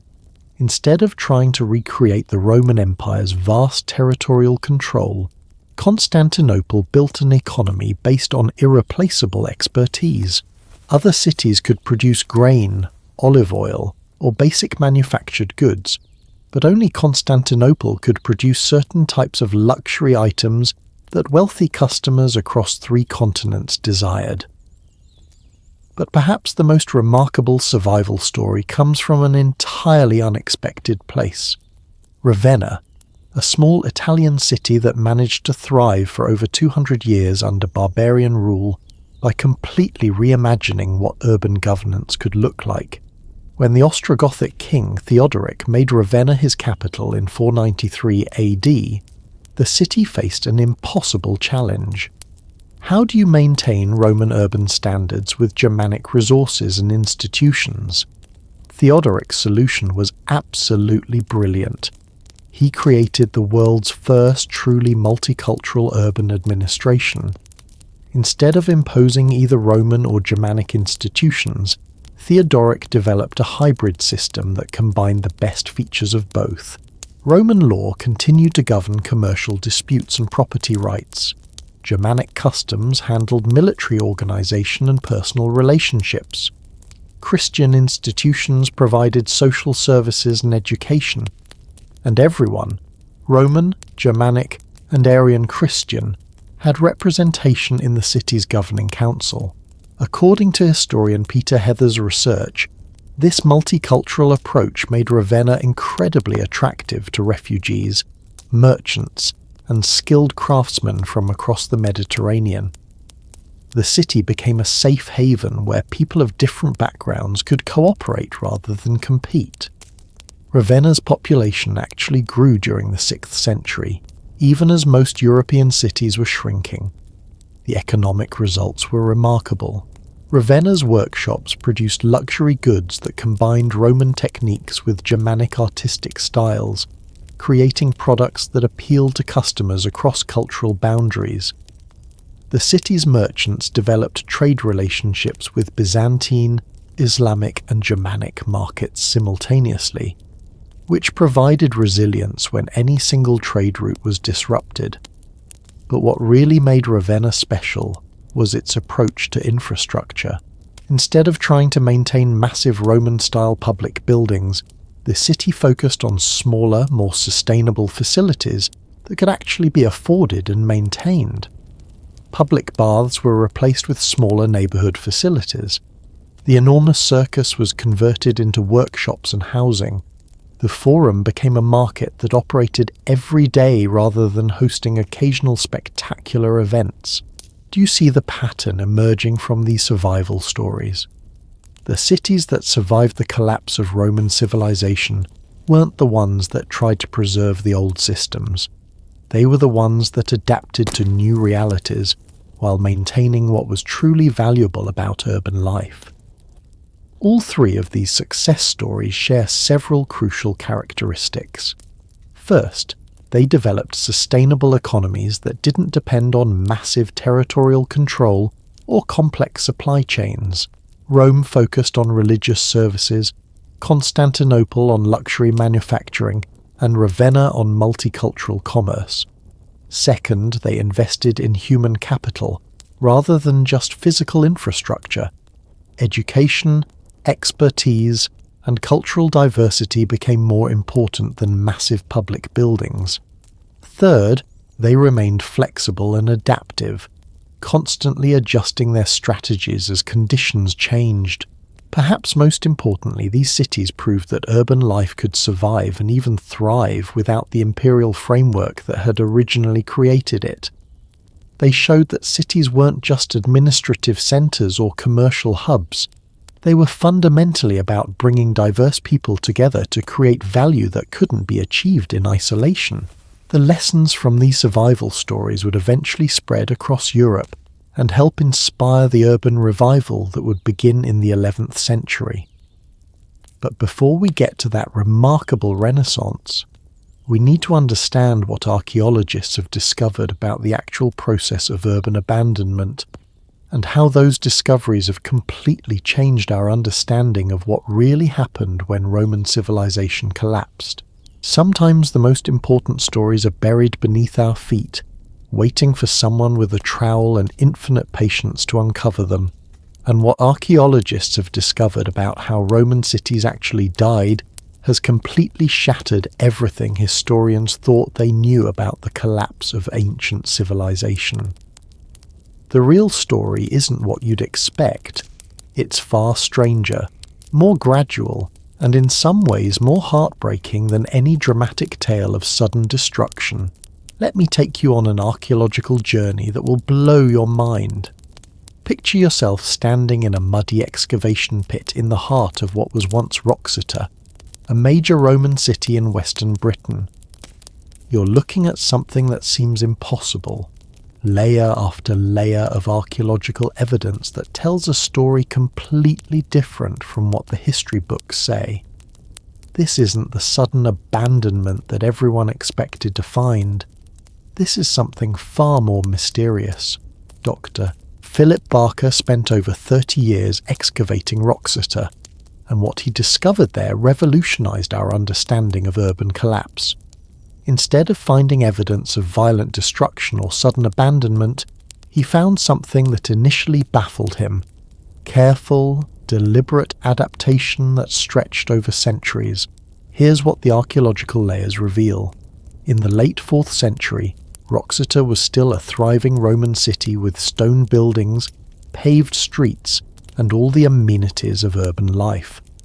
But by the early 5th century, something fascinating was happening. Instead of maintaining the massive stone basilica in the city centre, residents began carefully dismantling it, not destroying it, but systematically removing stones for reuse in new construction projects. But here's the really mind-blowing part. They weren't abandoning the site.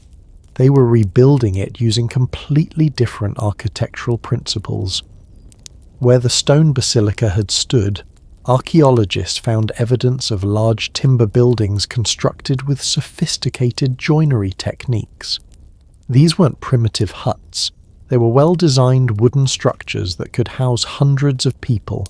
Can you imagine the practical intelligence this required?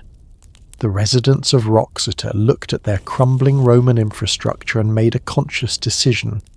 Instead of trying to maintain buildings that required Roman-level resources, they would create new buildings using locally available materials and techniques.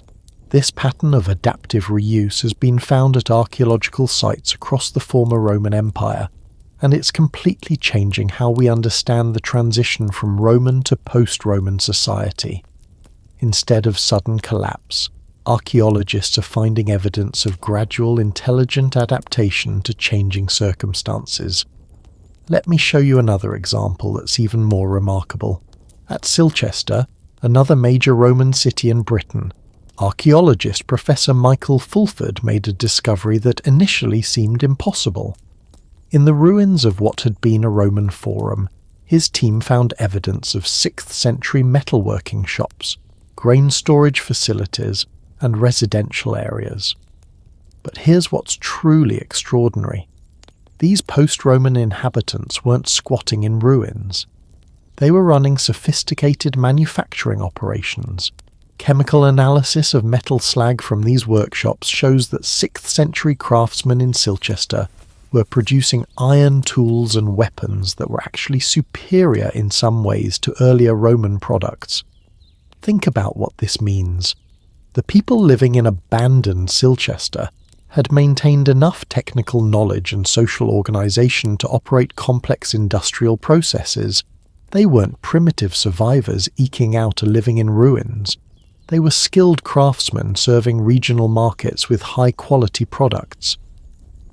Professor Fulford's most recent research, published in 2021, suggests that this pattern was far more common than anyone previously imagined.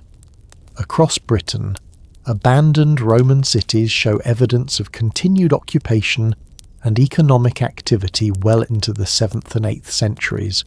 The cities weren't dying, they were transforming into something completely different.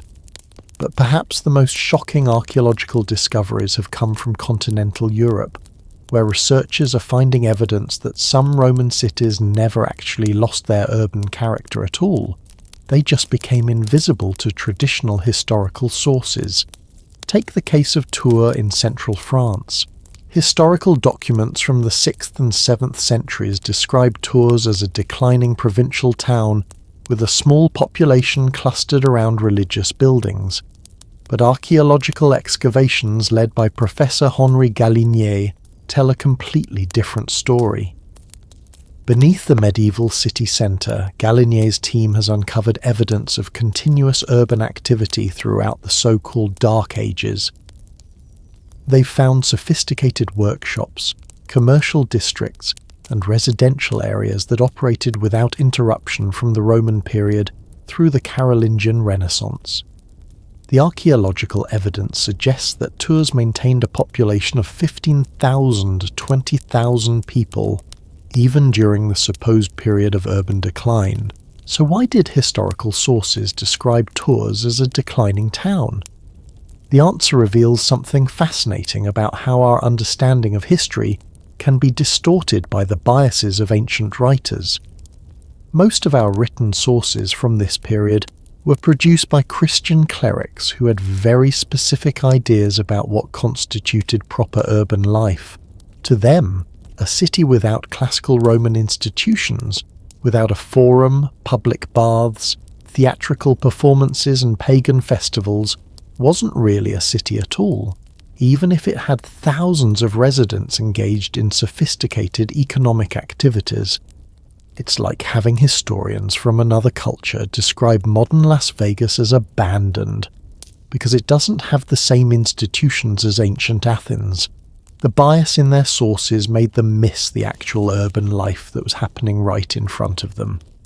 Dr. Chris Wickham from Oxford has analysed this problem extensively, and his research suggests that our entire understanding of early medieval urban decline may be fundamentally flawed. Instead of cities disappearing, we may be seeing cities transforming in ways that made them invisible to the people who are writing the histories. But the most mind-blowing archaeological discoveries have come from underwater excavations that are revealing trade networks and urban connections that historical sources never mentioned. In the Mediterranean, marine archaeologists have discovered hundreds of shipwrecks from the 5th, 6th and 7th centuries loaded with commercial cargo. These ships were carrying wine, olive oil, pottery and manufactured goods between ports across the Mediterranean, evidence of continued trade networks that supposedly didn't exist during the Dark Ages. Professor Sean Kingsley's research on underwater archaeology has identified over 300 shipwrecks from this period, suggesting that Mediterranean commerce remained much more active than previously thought. The archaeological evidence indicates that cities like Naples, Palermo and Venice maintained substantial trade relationships throughout the supposed period of urban collapse. What's really fascinating is that many of these trade relationships were completely unknown to historians because they weren't recorded in surviving written sources. The ships were carrying goods between smaller ports and regional markets that didn't leave the kind of official records that larger imperial trade networks had generated. Perhaps most remarkably, recent archaeological work in Eastern Europe has revealed that some regions actually experienced urban growth during the period when Western European cities were supposedly collapsing. Excavations in Poland, Hungary and the Czech Republic have uncovered evidence of new town foundations, expanding craft production, and increased long-distance trade during the 6th and 7th centuries. These regions were developing urban networks just as Western Europe was supposedly losing them. Professor Florin Curta from the University of Florida has argued that what we call the fall of Roman civilization might be better understood as a geographical shift in urban development. Instead of cities disappearing, urban life was moving to new regions and taking new forms that traditional historical sources didn't recognize or record. But here's what I find most fascinating about all these archaeological discoveries. They're showing us that human societies are far more resilient and adaptable than we usually give them credit for. Even when massive institutional systems collapse, people find ways to maintain the essential functions of urban life: production, trade, social cooperation, and cultural development. The residents of post-Roman cities weren't passive victims of historical forces beyond their control. They were active agents who made intelligent decisions about how to adapt their communities to changing circumstances. They preserved what was valuable about urban life while discarding what had become unsustainable. And this archaeological evidence is forcing us to reconsider some fundamental assumptions about how civilizations rise and fall. Maybe the story isn't about the triumph of barbarism over civilization, or the victory of rural simplicity over urban complexity. Maybe it's about human communities learning to reorganize themselves when the old systems no longer work. These discoveries are also teaching us something crucial about resilience and adaptation that has profound implications for our own time. Because while archaeologists were uncovering the truth about how Roman cities really died, another group of scholars was making equally remarkable discoveries about how European cities eventually came back to life. Then came the miracle that nobody saw coming.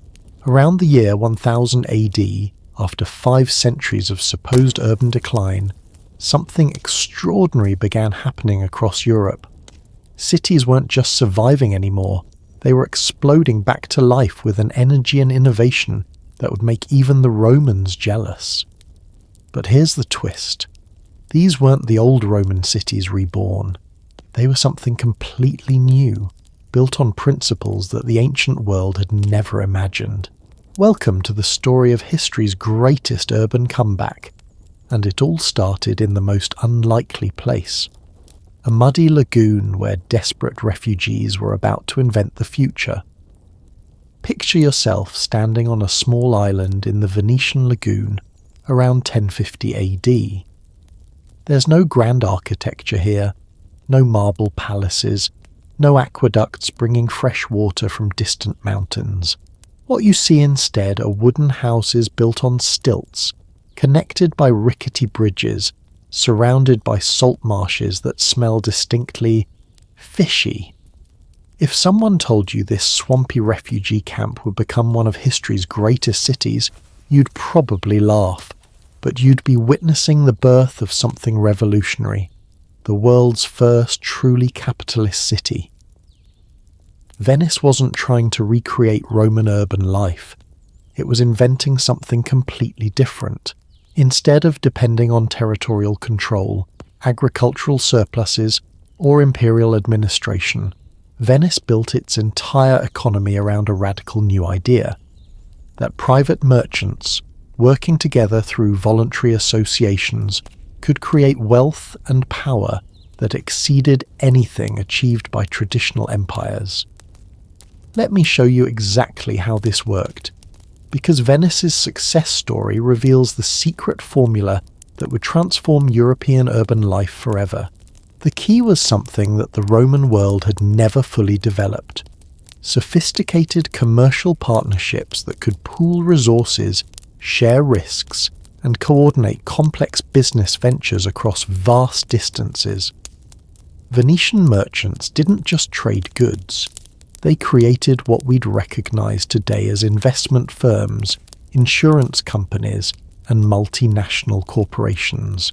According to economic historian Frederick Lane's groundbreaking research, a typical Venetian trading venture in the 12th century might involve dozens of investors, multiple ships, and commercial operations spanning from London to Constantinople. But here's what made it revolutionary. These partnerships were based on written contracts, standardized accounting practices, and legal frameworks that protected private property and enforced commercial agreements. The numbers are absolutely staggering. By 1200 AD, Venice's annual trade volume exceeded 10 million Byzantine gold pieces, roughly equivalent to the GDP of entire kingdoms. But here's what's really mind-blowing. This wealth was created by a city with fewer than 100,000 residents, operating from a collection of muddy islands with no natural resources whatsoever. How is this possible? Venice had discovered something that would revolutionize urban civilization: the power of specialized knowledge and flexible institutions. Instead of trying to produce everything they needed locally, Venetians became masters of what we'd call today value-added services. They didn't grow grain. They financed grain purchases and transported grain between regions where it was needed. They didn't manufacture silk. They imported raw silk from Constantinople and finished silk products from China, then matched buyers and sellers across Europe. But perhaps most importantly, Venice developed institutional innovations that made complex commercial operations both possible and profitable. They created standardized weights, measures, and currency systems that were accepted across the Mediterranean. They established commercial courts that could resolve disputes quickly and fairly. They invented forms of commercial insurance that protected merchants against the risks of long-distance trade. Can you see how different this was from the Roman approach? Roman cities had been administrative centers that extracted wealth from surrounding territories. But Venice was a wealth creation center that generated prosperity through innovation and voluntary exchange. And Venice wasn't alone. Across northern Italy, similar commercial republics were emerging with equally remarkable success stories. Take Genoa, which by 1150 AD had become the Mediterranean's greatest naval power, despite controlling almost no territory beyond its immediate harbour. Genoese merchants financed the Crusades, established trading colonies from Spain to the Black Sea, and developed banking techniques that would later be adopted across Europe. Or consider Pisa, which built its prosperity on maritime commerce and technological innovation. Pisan merchants developed new forms of navigation, shipbuilding, and commercial organization that made long-distance trade safer and more profitable than ever before. But the most remarkable success story came from an even more unlikely place.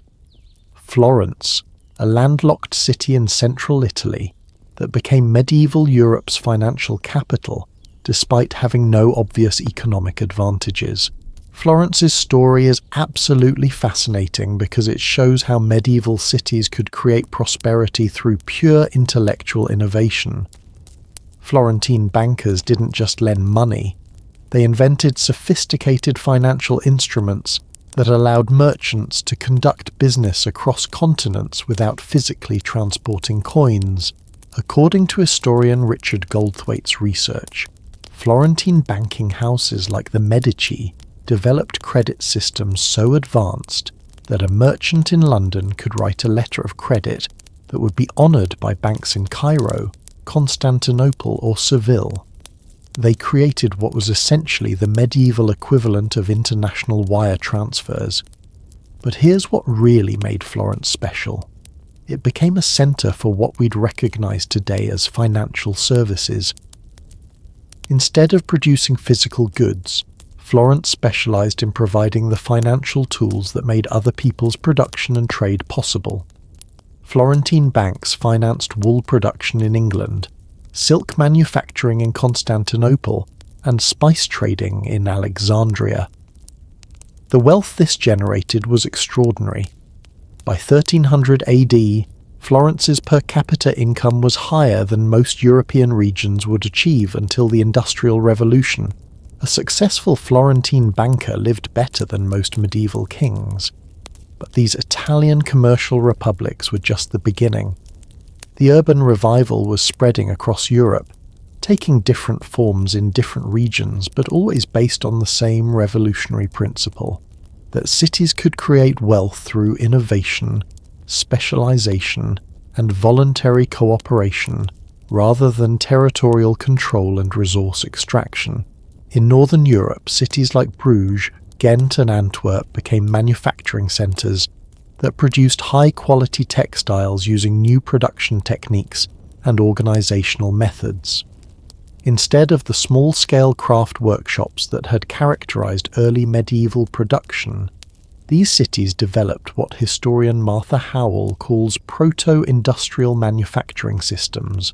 Flemish cloth production, for example, involved complex supply chains that brought raw wool from England, processed it through dozens of specialised workshops in Flemish cities, and exported finished products to markets across Europe and the Mediterranean. This wasn't just local craft production, it was the medieval equivalent of modern manufacturing industries. Meanwhile, German cities along the Baltic coast were creating something equally revolutionary, the Hanseatic League, which was essentially the world's first multinational trading corporation. Hanseatic merchants established a commercial network that stretched from London to Novgorod, coordinating trade policies, standardizing commercial practices, and protecting member cities' interests through collective action. The scale of Hanseatic operations was enormous. According to research by Philippe Dollinger, the League at its peak included over 200 cities and controlled trade routes worth millions of marks annually. But what made it truly revolutionary was its organizational structure. It was a voluntary association of independent cities that cooperated for mutual benefit without surrendering their local autonomy. Do you see the pattern emerging? These medieval cities weren't trying to recreate the Roman Empire's centralized territorial model of urban organization. They were inventing something completely new. Networks of independent cities that specialized in different functions, but cooperated through voluntary agreements and market relationships. This represented a fundamental shift in how human societies could organize themselves. Instead of depending on imperial conquest and territorial control, these cities proved that voluntary cooperation and specialized production could generate unprecedented levels of prosperity and innovation. But perhaps most remarkably, this urban revival was happening without the massive infrastructure investments that had characterized Roman cities. Medieval cities didn't need enormous aqueducts, vast road networks, or complex imperial administrations to thrive. They needed something much simpler, but much more sophisticated. Institutions that facilitated voluntary cooperation between independent economic actors. The lessons these medieval cities learned about urban organization, commercial innovation, and institutional development would eventually spread across the globe and become the foundation for modern urban civilization. But before we explore those connections, we need to understand what all of this teaches us about the eternal challenges facing urban communities. The story we've just told isn't ancient history. It's a blueprint for understanding the challenges facing every modern city today. Because as I've been researching this incredible journey through Roman urban collapse and medieval revival, I've been struck by how many of the same patterns, the same vulnerabilities, and the same solutions keep appearing throughout history. And some of the parallels to our contemporary world are frankly terrifying. Let me show you what I mean by taking you on a quick tour through some modern cities that are facing remarkably similar challenges to what Roman cities experienced 1500 years ago. Start with Detroit. In 1950, Detroit was one of America's most prosperous cities, with nearly 2 million residents, thriving industries, magnificent public buildings, and the economic foundation to support a sophisticated urban lifestyle. Sound familiar? It should. That's almost exactly how we described cities like Trier or Antioch at their Roman peaks. But by 2010, Detroit's population had fallen to fewer than 700,000 people, a 65% decline that rivals the demographic collapse of post-Roman cities. Large sections of the city were essentially abandoned, with nature reclaiming former residential neighborhoods, just like weeds growing through the ruins of Roman forums. What happened?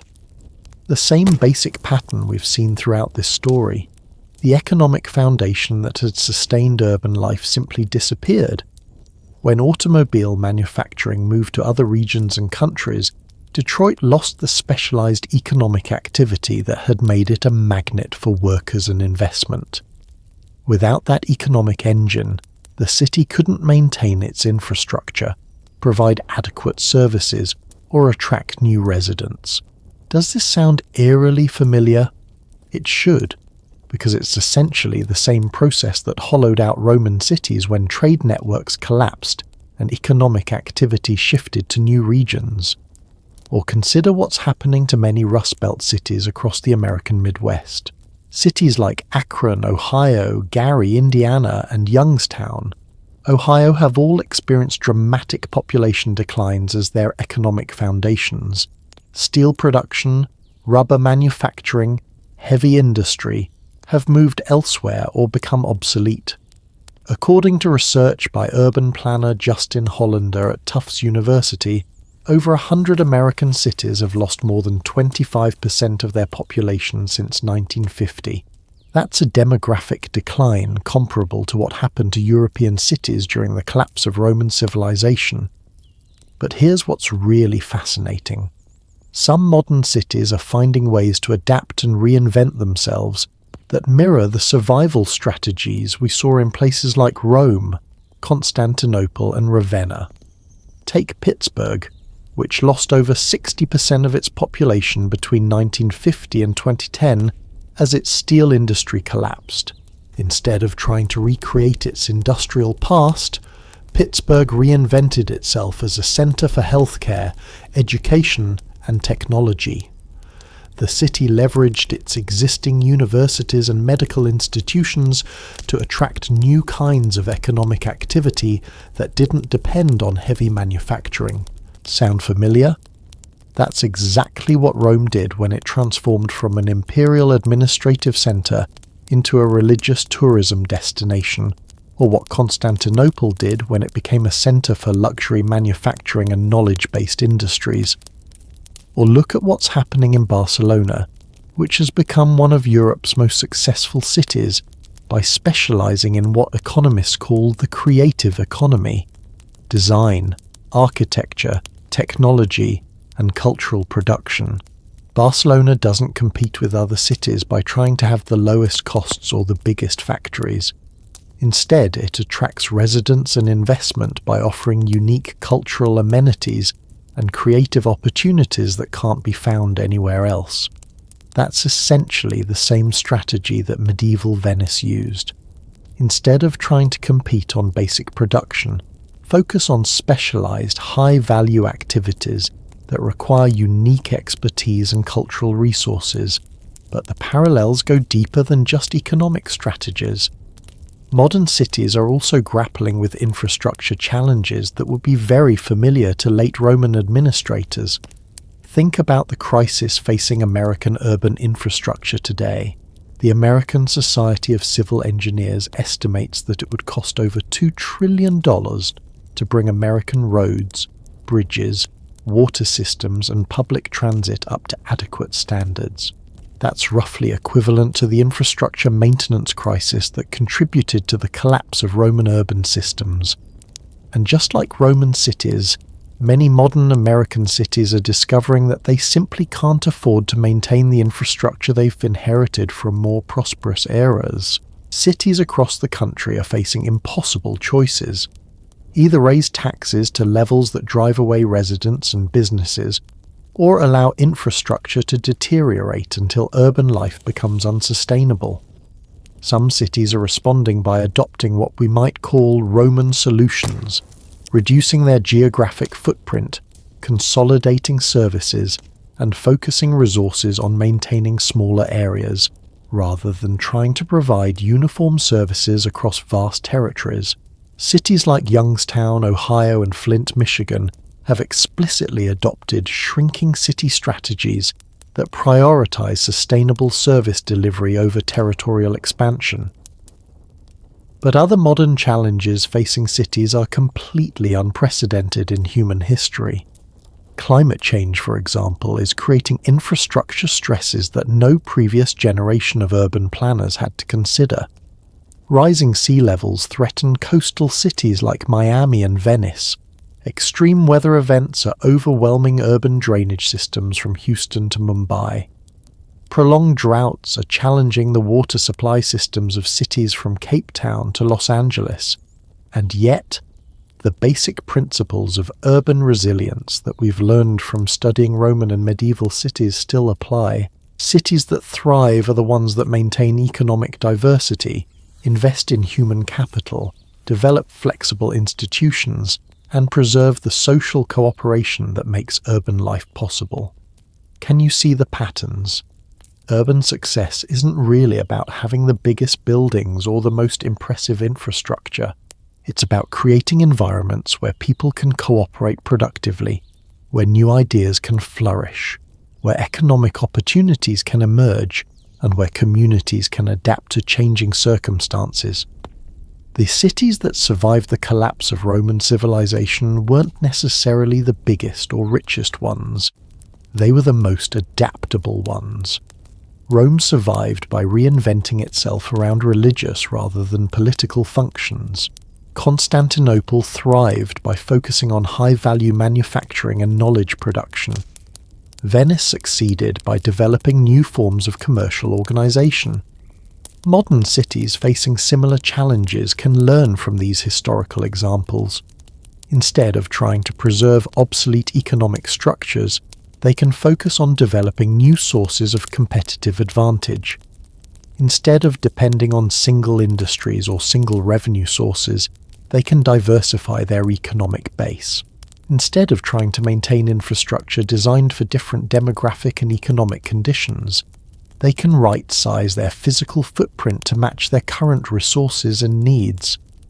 But perhaps most importantly, The story of Roman and medieval cities teaches us that urban civilization is both more fragile and more resilient than we usually imagine. Urban life depends on complex systems that can be disrupted by forces beyond any single city's control. Climate change, economic shifts, technological disruption, political instability, or demographic transitions. But urban communities also have remarkable capacities for adaptation, innovation, and reinvention. When old systems stop working, urban residents can create new institutions, develop new economic strategies, and find new ways to organize their communities. The key is maintaining what urban theorist Jane Jacobs called the underlying conditions of diversity, the social networks, cultural institutions and economic relationships that make urban innovation possible. Cities that preserve these underlying conditions can survive almost any external shock. Cities that lose them may struggle even in favourable circumstances. And that brings us to the most important lesson of all from this incredible journey through urban rise, fall, and renewal. Because understanding how cities have adapted to existential challenges in the past isn't just about appreciating history, it's about preparing for the future. So here we are, at the end of our incredible journey through time, and I want to leave you with something that might just change how you see the world around you. Because the story of Roman cities isn't really about the past. It's about the eternal human challenge of building communities that can thrive, adapt, and endure in an unpredictable world.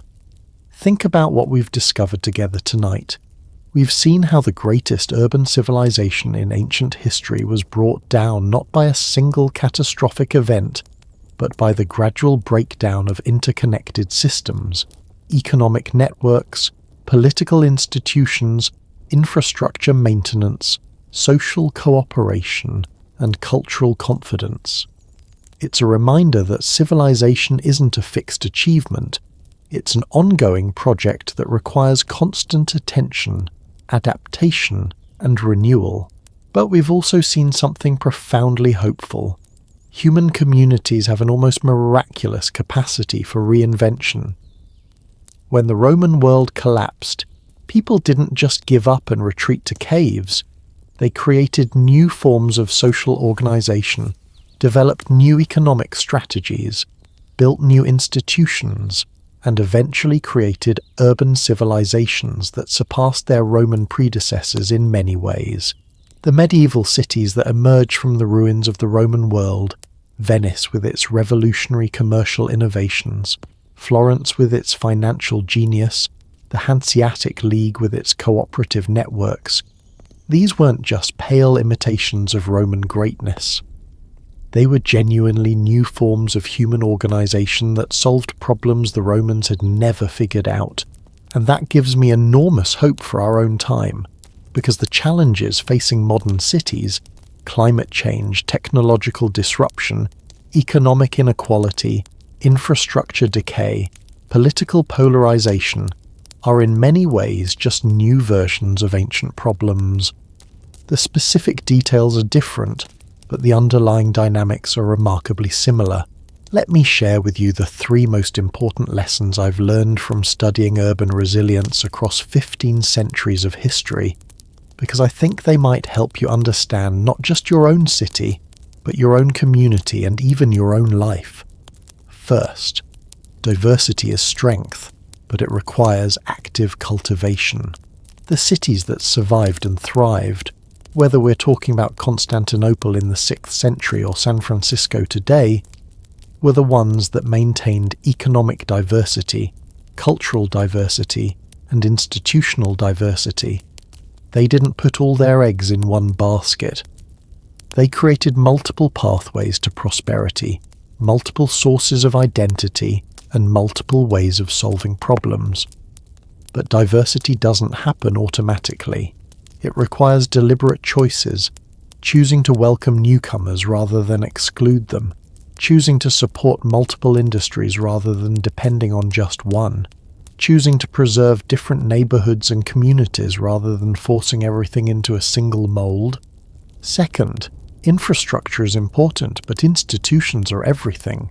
Roman cities had the most impressive infrastructure in the ancient world, but when their institutions collapsed, their systems of governance, law, trade, and social cooperation, even the most magnificent aqueducts and roads, became useless. Modern cities spend billions on physical infrastructure, and that's important. But the most successful cities also invest in what we might call social infrastructure. The schools, libraries, community centres, and civic organisations that help people work together effectively. They create institutions that can adapt to new challenges rather than just maintain old systems. Third, the secret to urban success isn't avoiding change, it's managing change intelligently.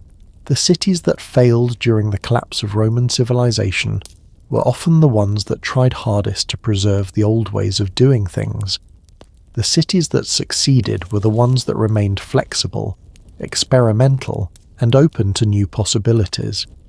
That doesn't mean abandoning everything that worked in the past. Rome survived by preserving what was valuable about Roman culture while adapting to new circumstances. Venice succeeded by combining traditional Mediterranean trading practices with innovative financial techniques. The most resilient cities learn how to be both conservative and revolutionary at the same time. Now, I want you to think about your own community. Whether it's a big city, a small town, or just your neighbourhood, what would it look like to apply these lessons? How could you help build more diversity, stronger institutions, and better adaptation in the place where you live? Maybe it's as simple as supporting local businesses that aren't part of national chains, creating economic diversity in your community. Maybe it's volunteering for organisations that bring different groups together, building social infrastructure. Maybe it's staying informed about local issues and participating in community decisions, helping your area adapt to new challenges. Because here's what I've realised after spending years studying urban history. Cities aren't just places we live in. They're collective projects we're all constantly creating together. Every choice we make about where to live, where to work, where to shop, how to treat our neighbours, how to participate in community life. All of these individual decisions add up to shape the character and future of our urban communities. The Romans who built Trier and Antioch and Alexandria thought they were building for eternity, and in a way they were right. Their innovations in law, engineering, architecture, and urban planning became the foundation for everything that came after, but they were also wrong, because they thought permanence meant never changing. The real lesson of urban history is that permanence comes through adaptation. The cities that last aren't the ones that never change, they're the ones that keep changing in response to new challenges while preserving what's most valuable about urban life. The opportunity for diverse people to come together, create value, build culture, and solve problems that none of them could handle alone.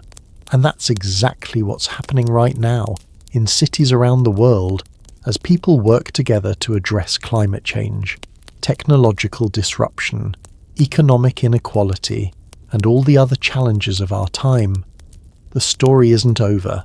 It's still being written, and you're part of writing it. The next time you walk through your city, I want you to remember the incredible journey we've taken together tonight. Remember that the streets you're walking have witnessed countless stories of human ingenuity, cooperation, and resilience. Remember that the communities you're part of are continuing traditions of urban innovation that stretch back thousands of years. And remember that the choices you make about how to live, work, and participate in your community are helping to shape the next chapter of urban history. Thank you so much for joining me on this incredible journey through time. Thank you for your curiosity, your patience, and your willingness to think deeply about how human communities work and why they matter. And thank you for being part of the ongoing story of urban civilization. because that's exactly what you are. The story of how we build thriving, resilient, adaptive communities isn't just history. It's the future we're creating together, one choice at a time. And I can't wait to explore more of these incredible human stories with you soon. Until next time, sleep well, dream of the possibilities ahead, and remember, the greatest cities in history weren't built by kings or emperors. They were built by ordinary people working together to create something extraordinary, just like you.